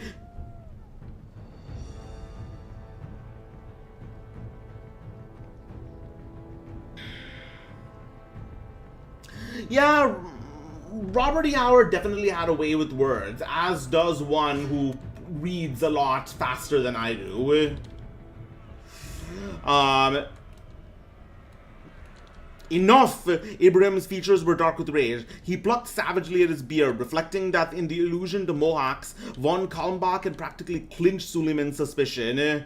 That matter of 31 heads when there should have been 32 was something no Turkish sultan would have been likely to overlook. Officials had lost positions in their own heads over more trivial matters. The manner in which Suleiman had acted showed he was his almost incredible fondness and consideration for his Grand Vizier, but Ibrahim, vain though he was shrewd, and wished no slight shadow to come between him and his sovereign. "Could you not have tracked him down, dog?" "By Allah," swore the easy Tatar, "he must have ridden on the wind. He crossed the border hours ahead of me."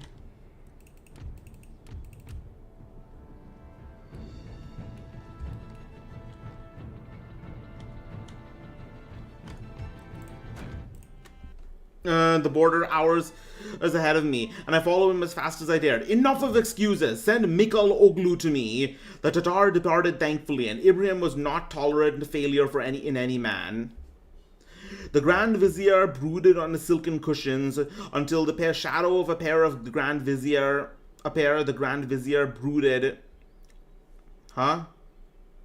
Until the shadow of a pair of vulture wings fell across the marble-tilled floor, and the lean figure he had summoned bowed before him. The man, whose very name was a shuddering watchword of horror to all Western Asia, was soft-spoken and moved with the mincing of the ease of a cat. But the stark evil of his soul showed in dark countenance, gleamed in his narrow-slit eyes. He was the chief of the Akinji, those wild riders whose raids spread fear and desolation throughout all lands beyond the Grand Turk's borders. He stood in full armor, a jeweled helmet on his narrow head, the wide vulture wings made fast to the shoulders of his gilded chainmail hauberk. Those wings spread wide in the wind when he rode, and under their pinions lay the shadows of death and destruction. It was Suleiman's scimitar tip, the most noted slayer of a nation of slayers, who stood beneath the Grand Vizier. Oh, so this is the vulture and his shadow.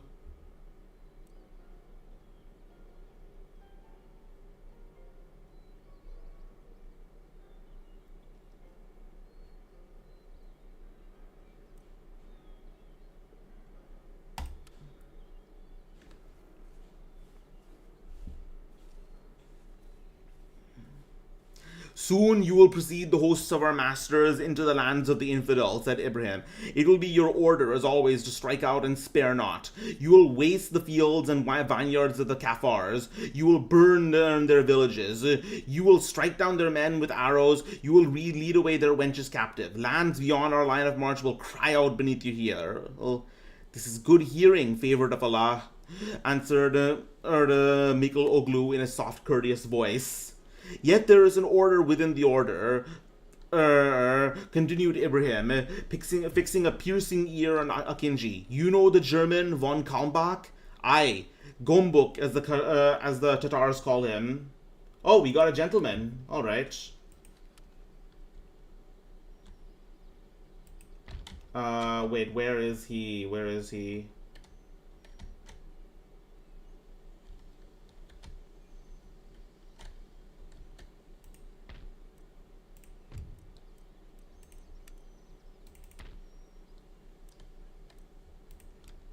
Oh, is he already right here?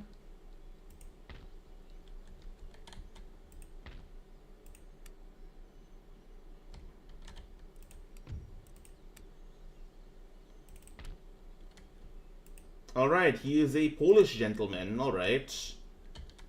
Let's send him to this other school. Move your gentleman by right-clicking on any. He is something of a blade. Alright, he's a He duelist. will move within the extent of it, but no further in one turn. Where is the nearest school I can steal technology from?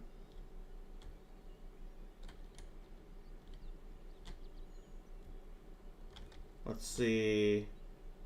Oh, I can go there, I guess.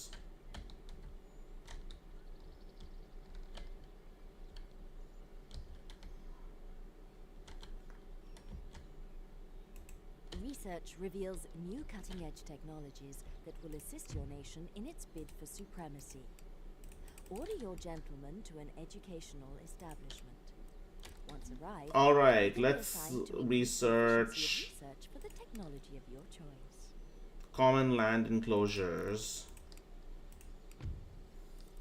Meanwhile, let's see what our allies would be willing to offer us for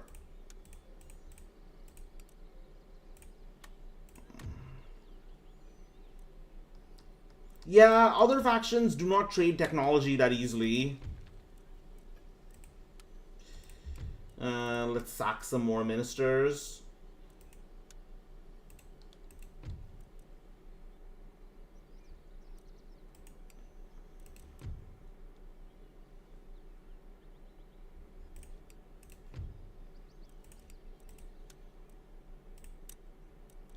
Very nice. Amusing cad.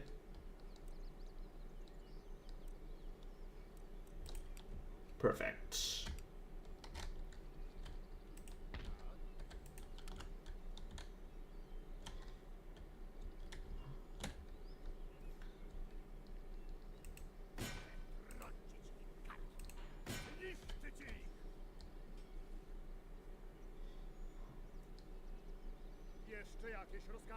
What? What was that about? Can I, did I just switch places with him?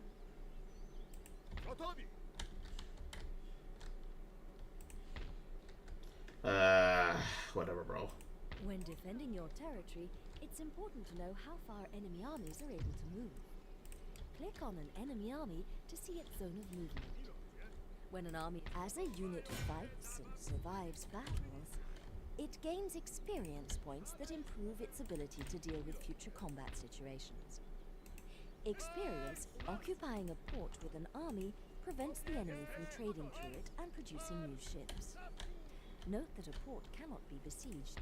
Simply right-click on the target port and your army will walk straight in. If an enemy army is garrisoned there, you will have to fight them immediately. And...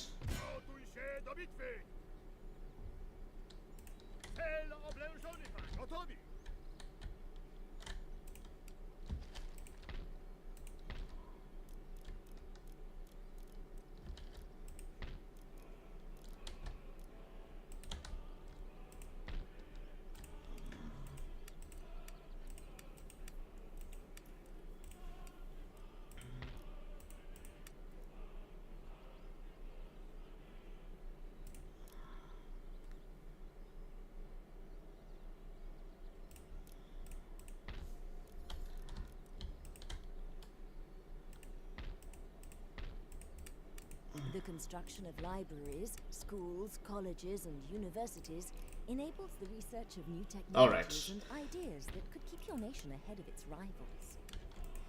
As well as producing gentlemen or scholars for research, these buildings also have the residual effect of educating the masses. However... Alright. Let's continue. So this is my command. Whoever fights or flees, lives or dies, this man must not live. Search him out wherever he lies. Yes. Though the hunt carry you to the very banks of the Rhine. When you bring me his head, your reward shall be thrice its weight in gold. To hear is to obey, my lord. Men say he is a vagabond of a noble German family, whose ruin has been wine and women. They say he was once a knight of St. John until cast forth for guzzling, and yet do not underrate him, answered Ibrahim grimly. Sought he may be, but if he rode with Markzali, he was not to be despised. See thou to it. There is no den where he can hide from me, O favored of Allah, declared Mikal Oglu. No night dark enough to conceal him, no forest thick enough. If I bring you not his head, I give him leave to send you mine. Enough, Ibrahim grinned and tugged at his beard, well pleased. You have my leave to go. The sinister, vulture-winged figure went springily and silently from the blue chamber, nor could Ibrahim guess that he was taking the first steps in a feud which would spread over years and far lands, swirling in dark ties to draw in thrones and kingdoms and red-haired women more beautiful than the flames of hell. Another gentleman? All right.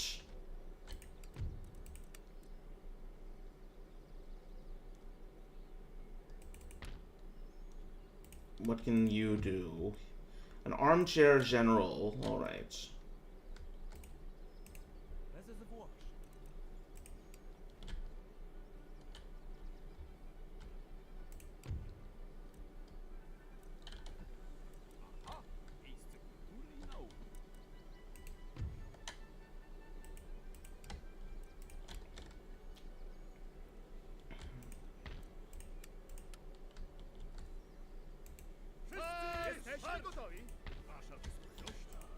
Alright, this should be fairly... This should be a fairly easy win.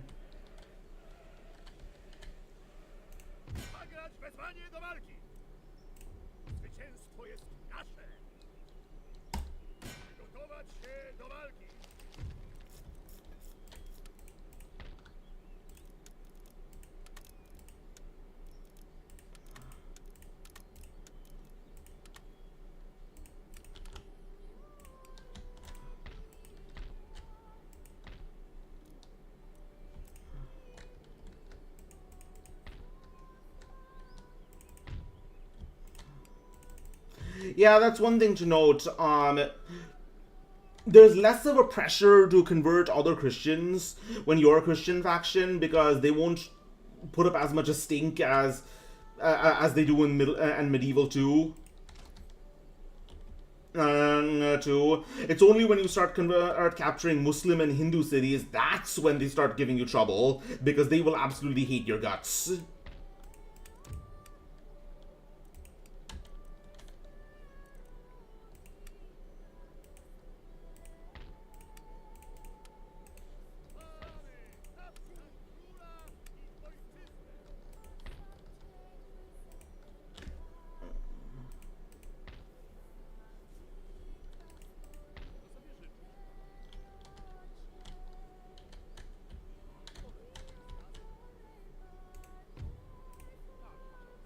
All right. Let's continue. In a small but thatched hut in a village, the 30 Years' War took out most of the Christian appetite for internal beef. Yeah, I can see that. I mean, clearly they weren't that they were still somewhat bitter, considering that in Britain, Catholics were not allowed to join the army. And Catholics... there was definitely somewhat of a crackdown of Catholics in Britain, one that ultimately ended with, after the Napoleonic Wars. One of the limited political wins of Arthur Wellesley.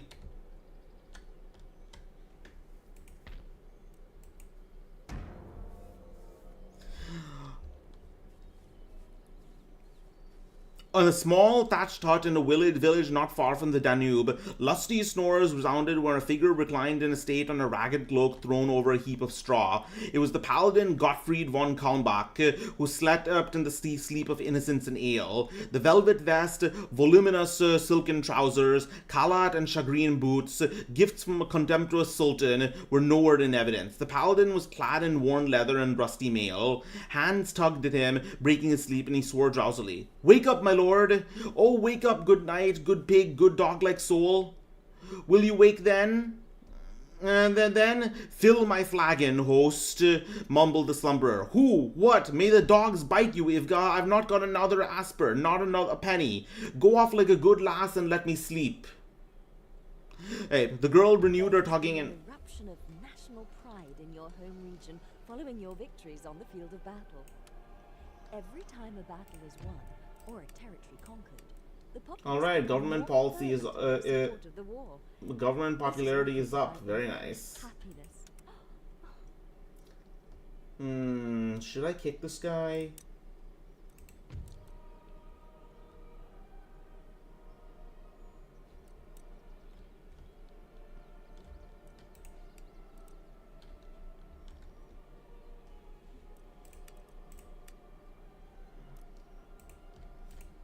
Oh shit! I should probably get going. Shit.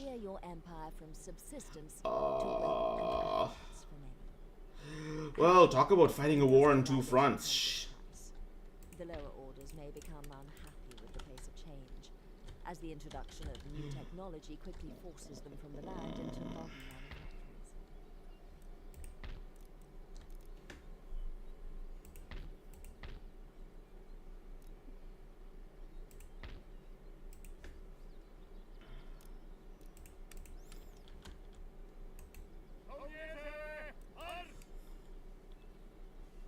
You have won this time, infidels, but your defeat shall final defeat shall come on the day of judgment.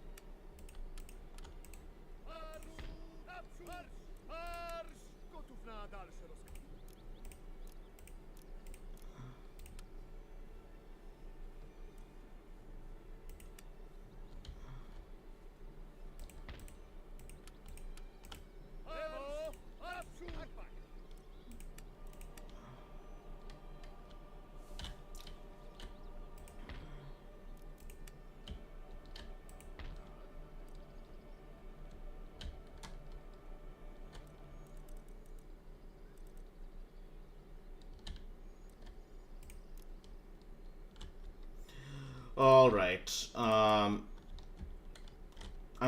definitely on the defensive now. But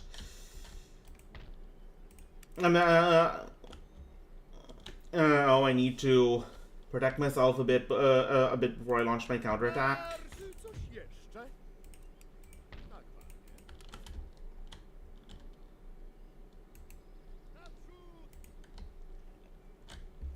All right.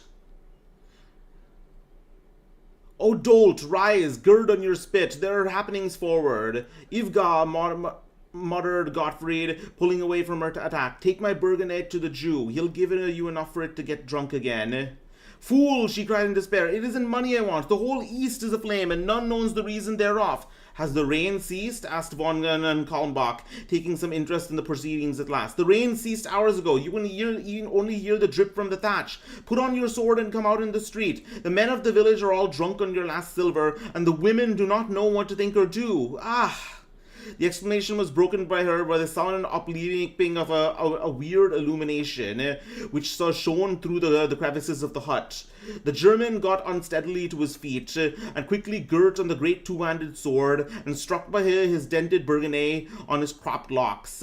There he followed the girl into the dragging sleet. She was a slender young thing, barefooted, clad only in a short tunic-like garment, through the wide rents of which it gleamed generous expanses of white flesh. Huh. There seemed to be no life or movement in the village, nor showed a light. Water dripped steadily from the eaves of the thatched roofs. Puddles in the muddy streets gleamed back. Wind sighed and moaned eerily through the black sodden branches of the trees, which pressed in bulwarks of darkness about the little village. In the southeast, towering high into leading sky, rose the lurid crimson glow that set the dank clouds to smoldering. The girl Ivga cringed close to the tall German, whimpering. I'll tell you what it is, my girl, said he, scanning the glow. It's Suleiman's devils. They've crossed the river and they're burning the villages.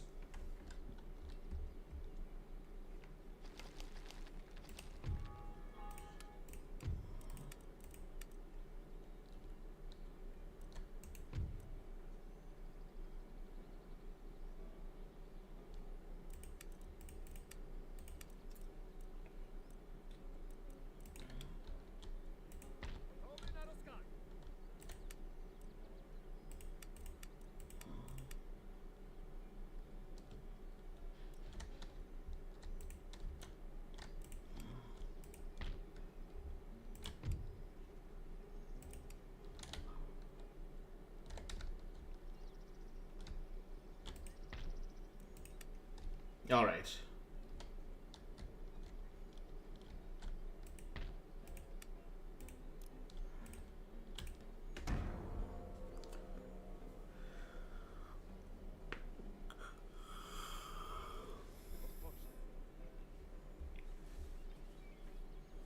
I've seen glares like that in the sky before. I expected him to before now.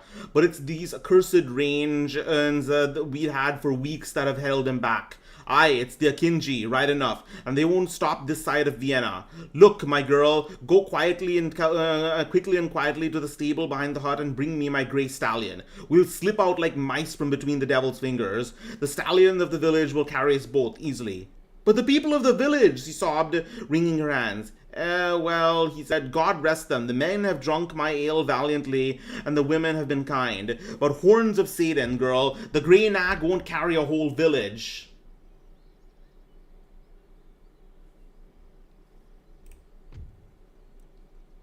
Wow. That many kills. Nice. Normally this is what you'd expect in a full-fledged battle, but this many Turks were killed by my two garrison units.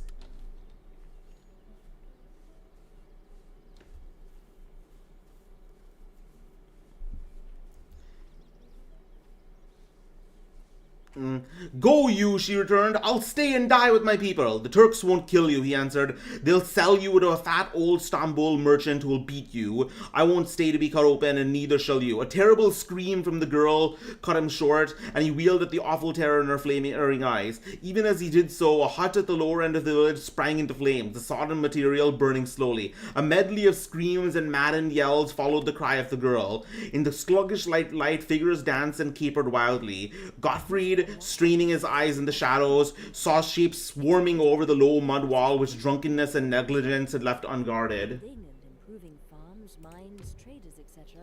increases your nation's potential trade income. Work out how long it takes to earn back an investment, and then exploit the resource with the best return first.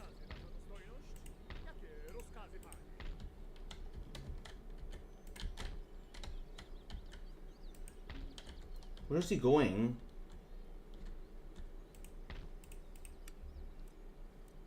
The fuck is this? Oh, skirmishers, alright.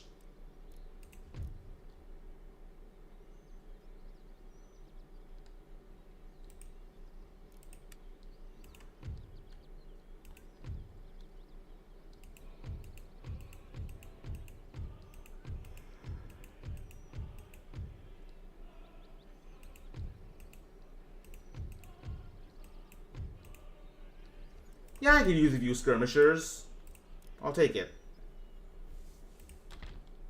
Buildings that have been damaged due to sabotage or during battle can be rebuilt. To repair a building, select it and click on the rebuild. Alright, let's see if I can trade technology now.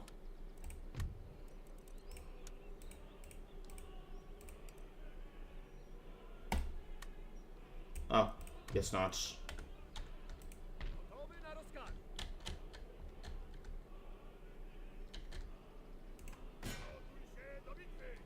Oh boy, these guys are fucked. The Prussians are absolutely going to be wasted because it's going to be a double team. Or maybe not.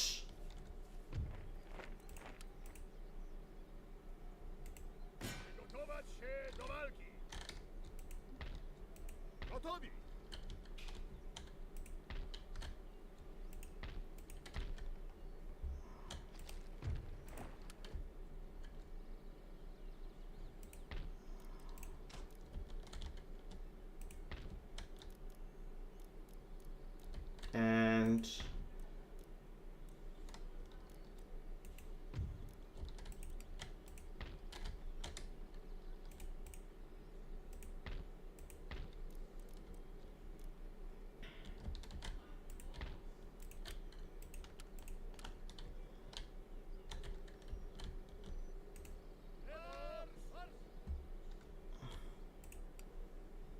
all right, good start. Damnation, he muttered. The accursed ones have ridden far ahead of their fire. They've stolen on the village and in the dark. Come on, girl. But even as he caught her white wrist to drag her away, and she streamed and fought against him like a wild thing, mad with fear, the mud wall crashed to the point near them. It crumpled under the impact of a score of horses, and into the doomed village rained the riders, distinct in the growing light. Huts were flaring up on all hands, screams rising to the dripping clouds as their invaders dragged shrieking women and drunken men from their hovels and cut their throats. Gottfried saw the lean figures of the horsemen and the firelight gleaming on their burnished steel. He saw the vulture wings on the shoulders of the foremost. Even as he recognized Mikhail Oglu, he saw the chief stiffen and point. "At him, dogs!" yelled Yakinji, his voice no longer soft, but as strident as a rasp of a drawn saber. "It is Gombuk, 500 aspers to the man who brings me his head."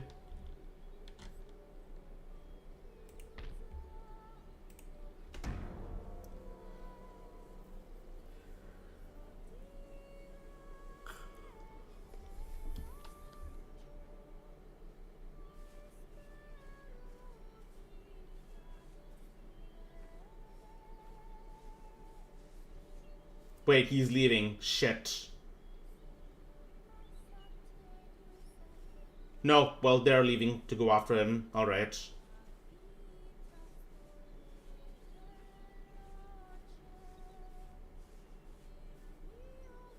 They think they can hold me off, alright. The fuck?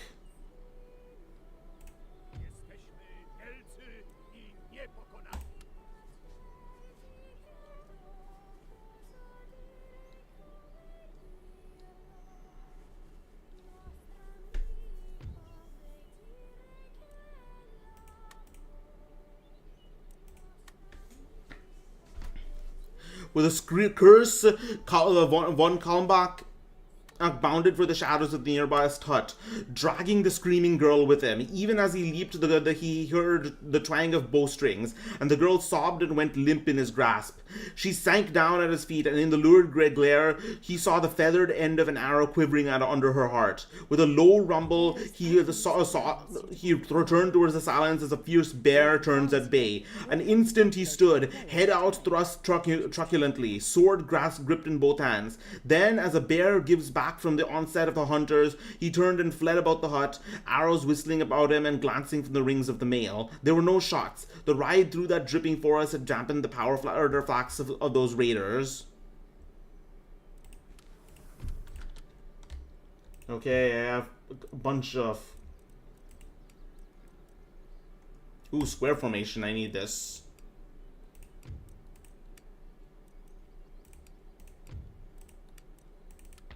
Königsberg.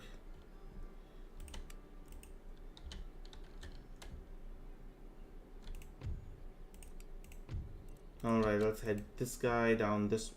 Wait, no, let's immediately... Oh, no, this isn't gonna work. 11...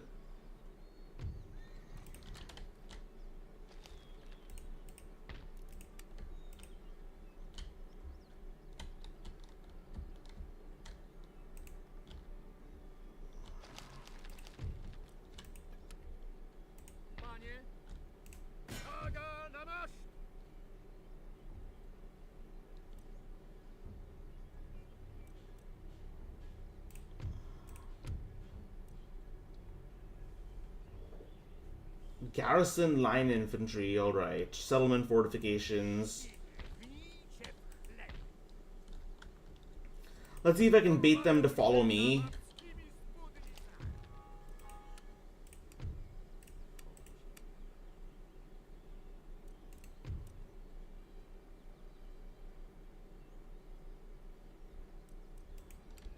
Alright.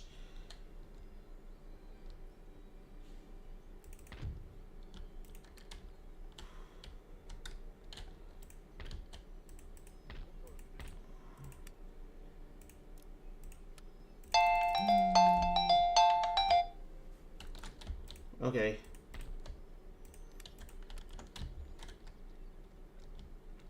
I need...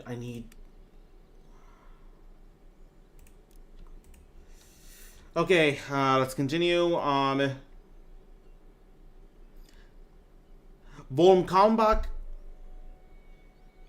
quartered about the back of the hut, mindful of the fierce yells behind him, and gained the shed behind the hut he had occupied, wherein he stabled his grey stallion. Even as he reached the door, someone snarled like a panther in the semi-dark and cut viciously at him. He parried the stroke with the lifted sword and struck back with all the power of his broad shoulders.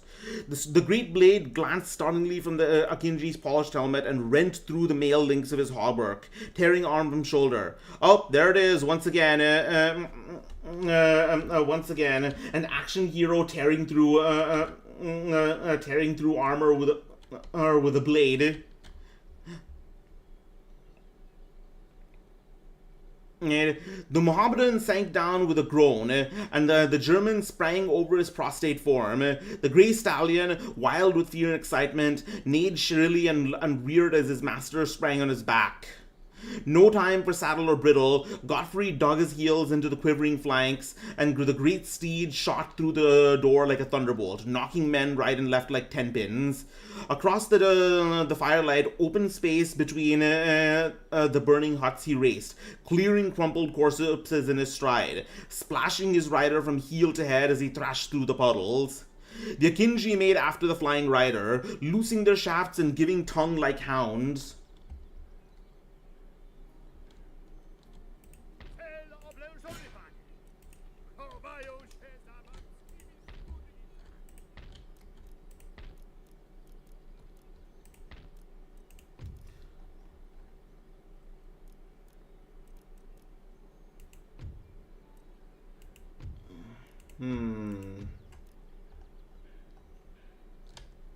Probably not worth it.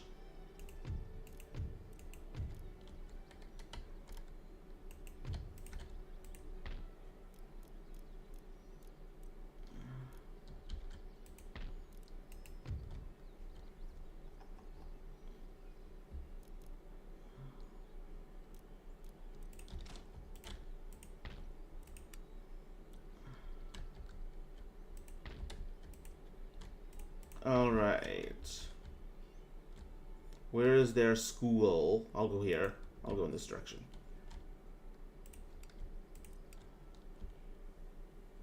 Gentlemen may be ordered to deal with others. Alright.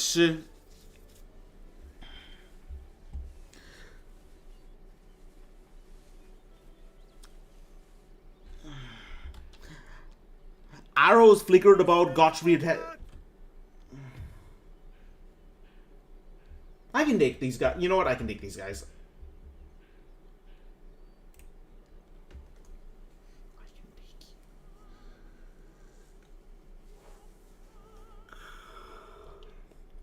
Arrows flickered about Godfrey's head as he put his steed at the only point open to him, the unbroken western wall. It was touch and go, for the footing was tricky, and the treacherous had never had the grey never had the grey stallion attempted such a leap. Gottfried held his breath as he felt the great bother behind him gathering intensity in full flight for the desperate effort. Then, with a volcanic heap of mighty thews... Okay...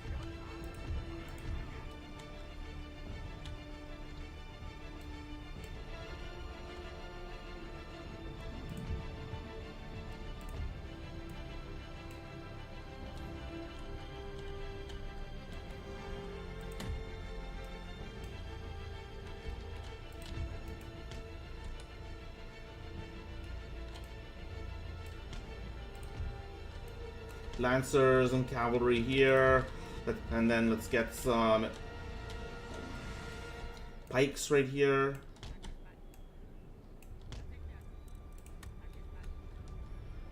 Let's get another unit of pikes over here.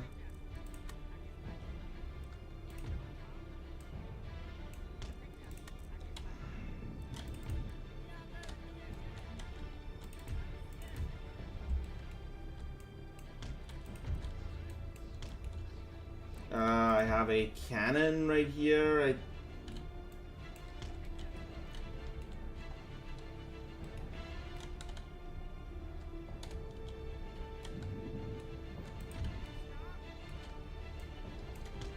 Let's see. Gotta focus.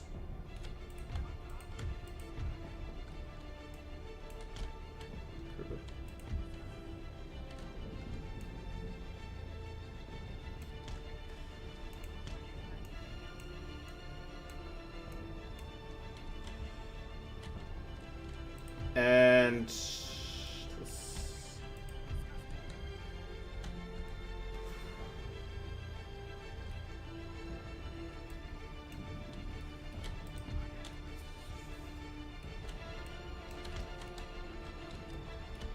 alright, this seems fairly straightforward. Oh, they're all coming from this side. Shit. No, there's some coming from... Yeah, there's some coming from that end.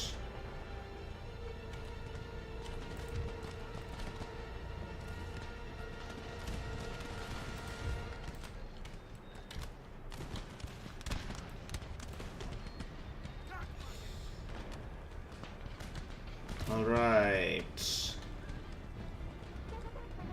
Not sure why this horse is just standing there while they get shot, but... You know, I can't have everything. I can't have everything. The pursuers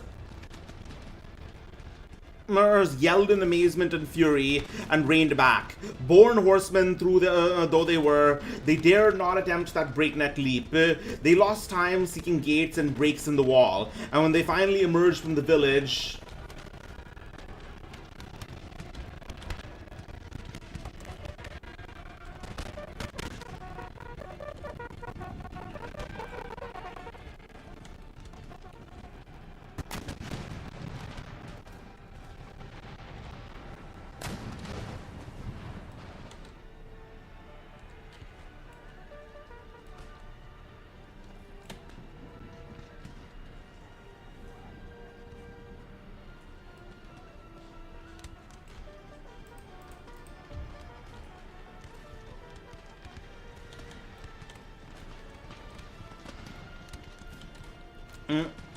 They lost time seeking gates and breaks in the wall, and when they finally emerged from the village, the black, dank, whispering, dripping forest had swallowed up their prey. Mikkel Oglu swore like a fiend, and leaving his village, Lieutenant Othman in charge with instructions to leave no living being in the village, he pressed on after the fugitive, following the trail by torches in the muddy mold, and swearing to run him down if the road led under the very walls of Vienna.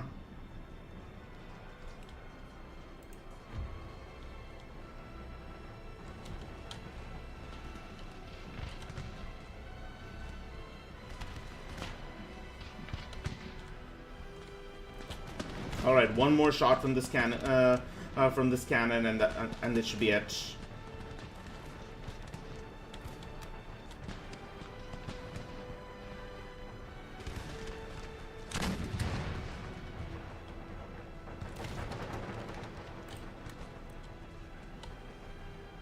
All right, limber weapons.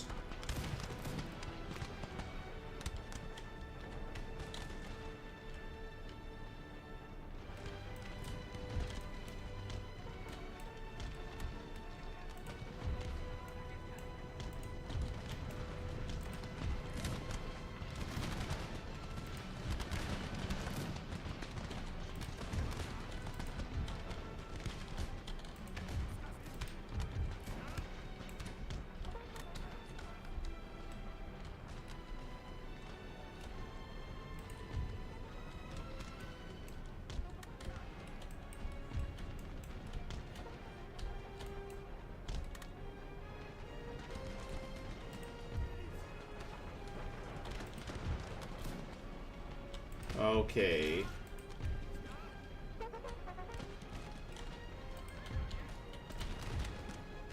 Well, this flank is getting demolished for sure.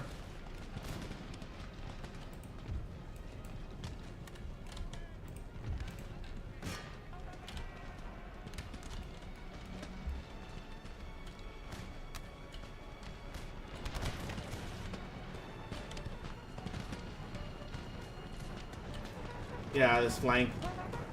Best I can do is try to run down these units one by one. See ya! Thank you so much for coming, Edo.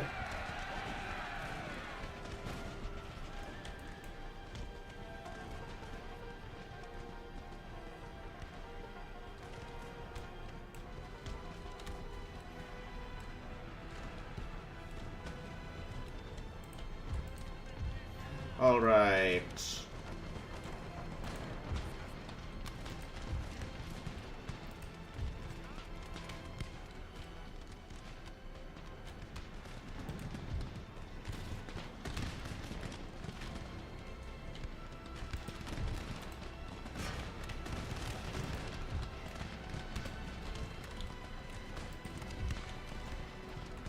Still winnable, still winnable.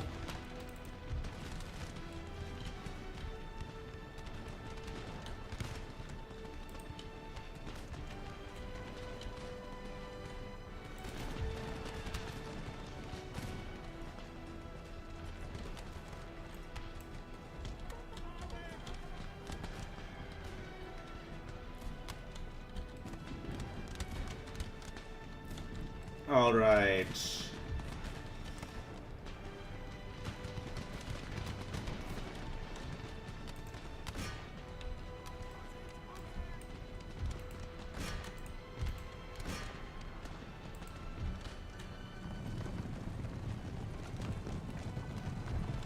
Oh, that guy just went flying.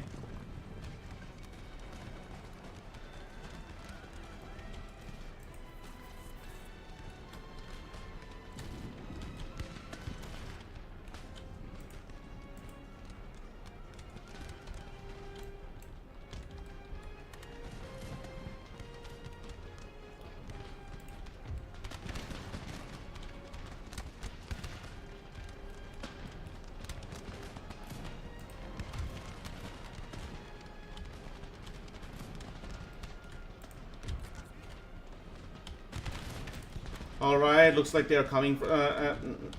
They're breaking through from the right. Oh, for fuck's sake!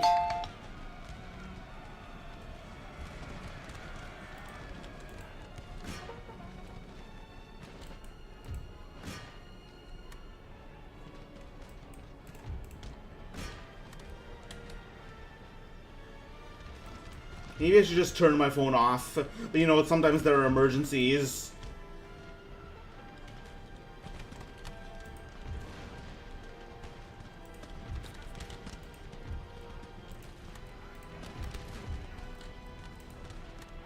Alright, getting ready for a bayonet charge, and yes, I'm aware, people rarely ever actually went into bayonet charges at this point, in this period in history. They usually just shot at each other point blank.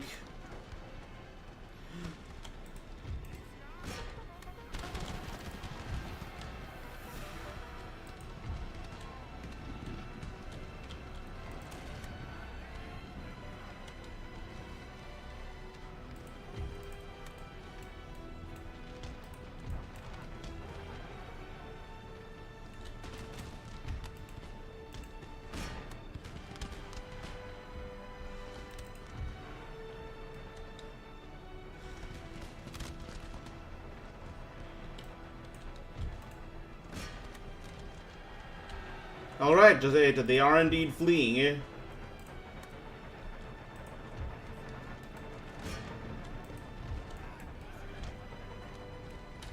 More Furies than men.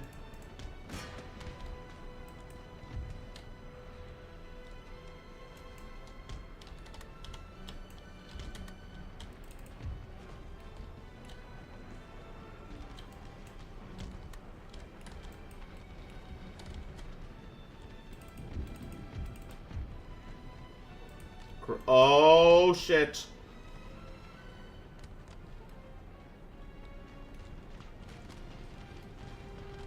They are absolutely crashing through my my right flank.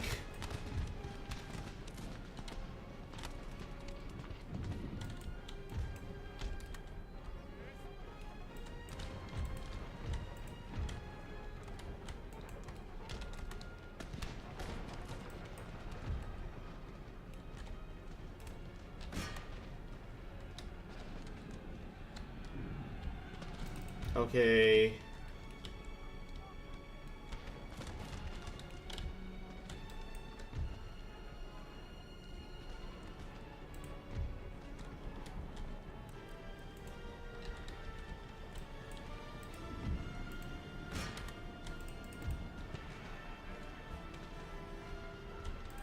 Slowly.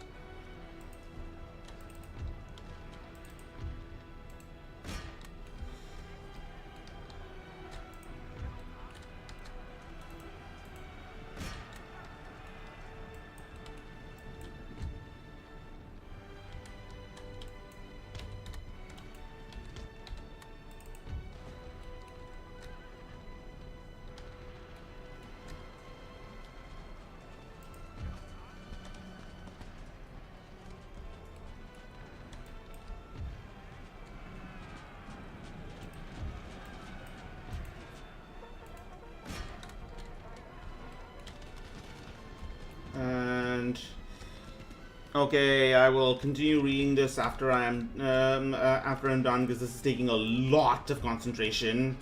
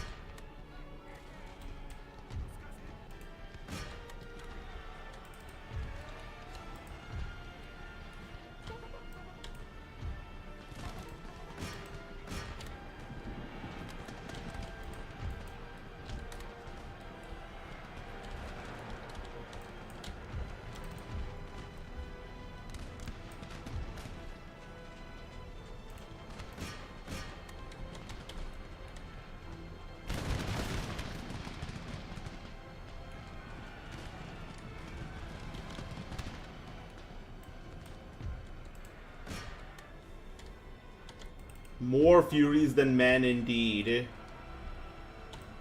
That's the quote that describes the Battle of Fontenoy between France and Britain.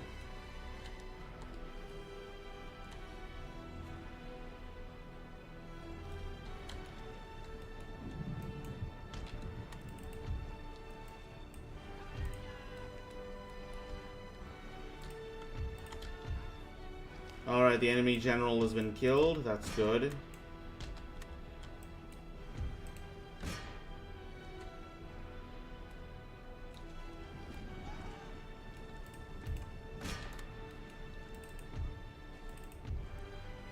And I want to, regarding the book, the story, I want to get to the point where Red Sonya appears.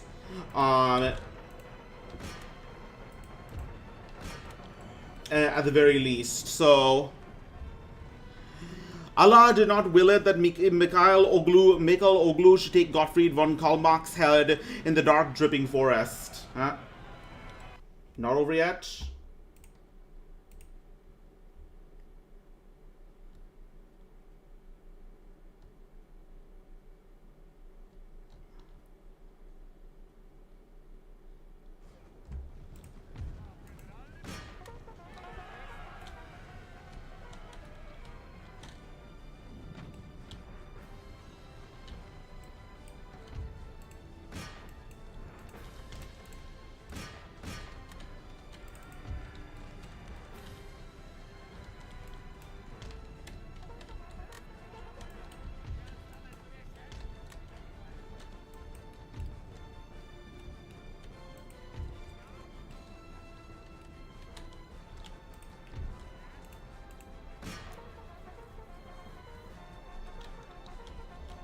Okay.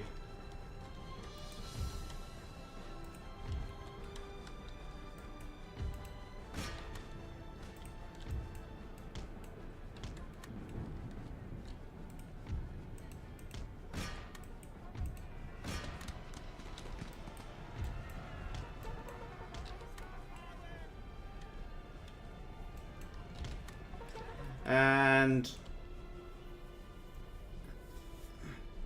let's see. Dawn found Gottfried riding through terror-stricken farmlands with the flame of a burning world lighting the east and south. The country was thronged with fugitives.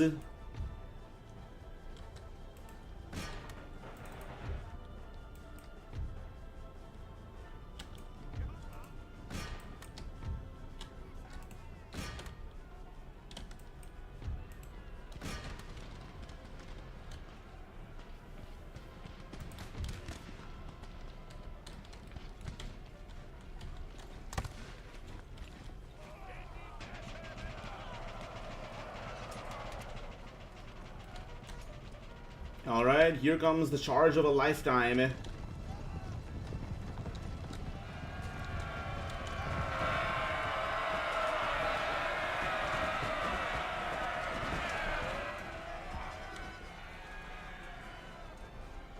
And And break.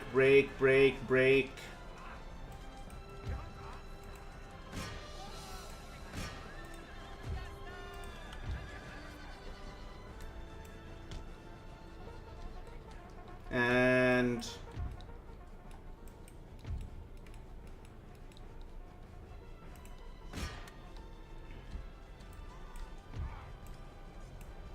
okay.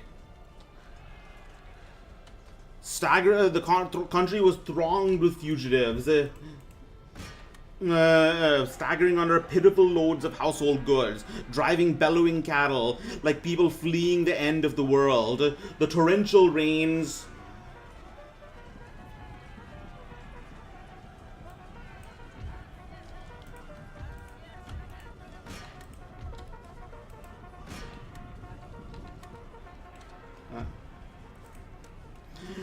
Reigns that offered false promise of security had not long stayed under the march of the Grand Turk. With a 250,000 followers, he was ravaging the eastern march of Christendom, while Gottfried had loitered in the taverns of isolated villages, drinking up the Sultan's bounty. Pest and Buddha had fallen, the German soldiers of the latter having been slaughtered by the Janissaries, after promises of safety sworn by Suleiman, who men named the Generous. So Suleiman's obviously portrayed as a really dishonorable barbarian, considering that he promises to spare the German and garrisons, but kills them anyways, despite the fact that quite often it was Christians who did that more often, such as the case before the Battle of Nicopolis.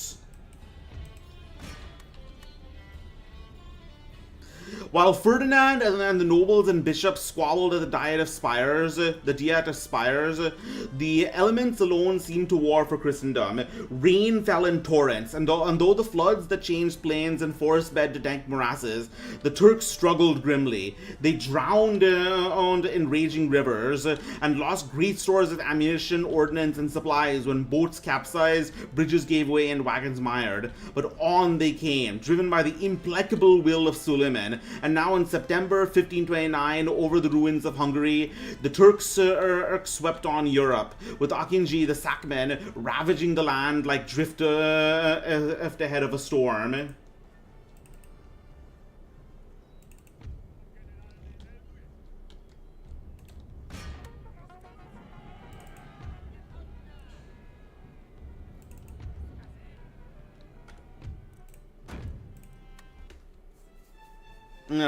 This, in part, Gottfried learned from the fugitives.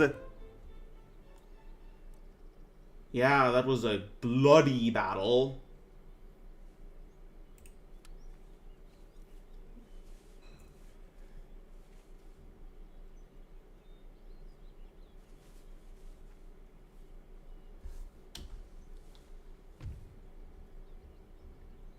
All right.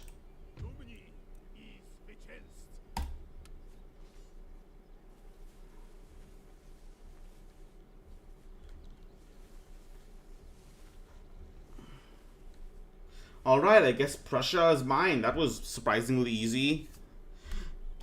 In part, Gottfried learned from the fugitives as he pushed away his wary stallion towards the city, which was only sanctuary for the panting thousands. Behind him, the skies flamed red, and the screams of butchered victims came dimly down the wind to his ears. Sometimes he could even make out swarming black masses of wild horsemen. There is unused land suitable for farming in this region. Building farms here will help the population to grow over time and produce trade income. Hurrah! Hurrah! All right. I have a trading port now. Sweet.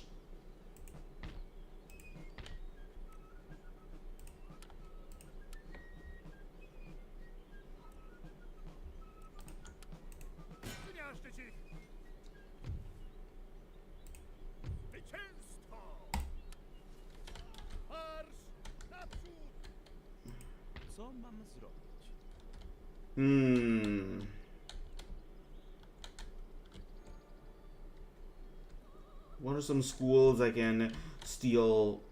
Ah, perfect. From Bavaria.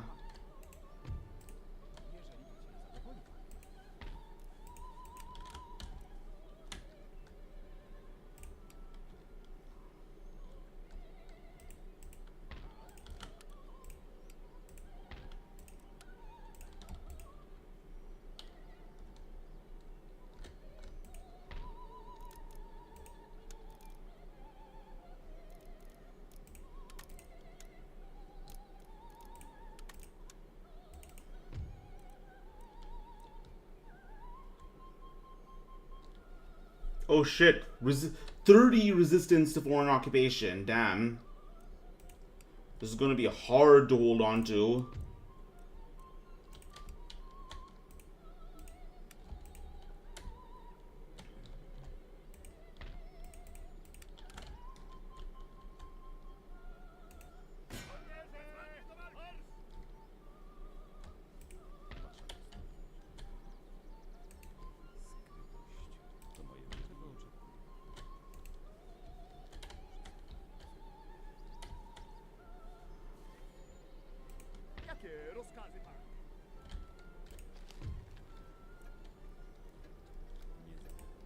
Okay, otherwise... I'm gonna look, how far do we go before Red Sonya gets here?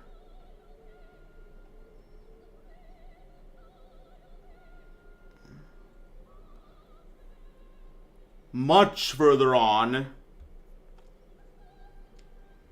I don't know, I'm getting kind of tired. I think everyone's kind of getting tired.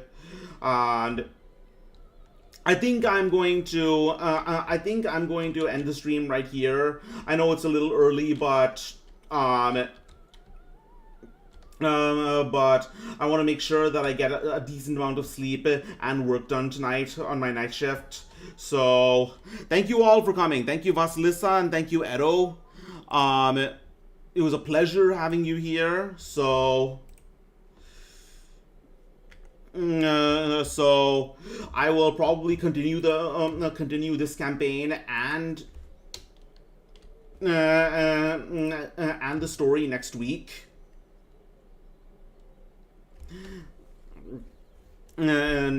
So thanks for coming and expect more to come.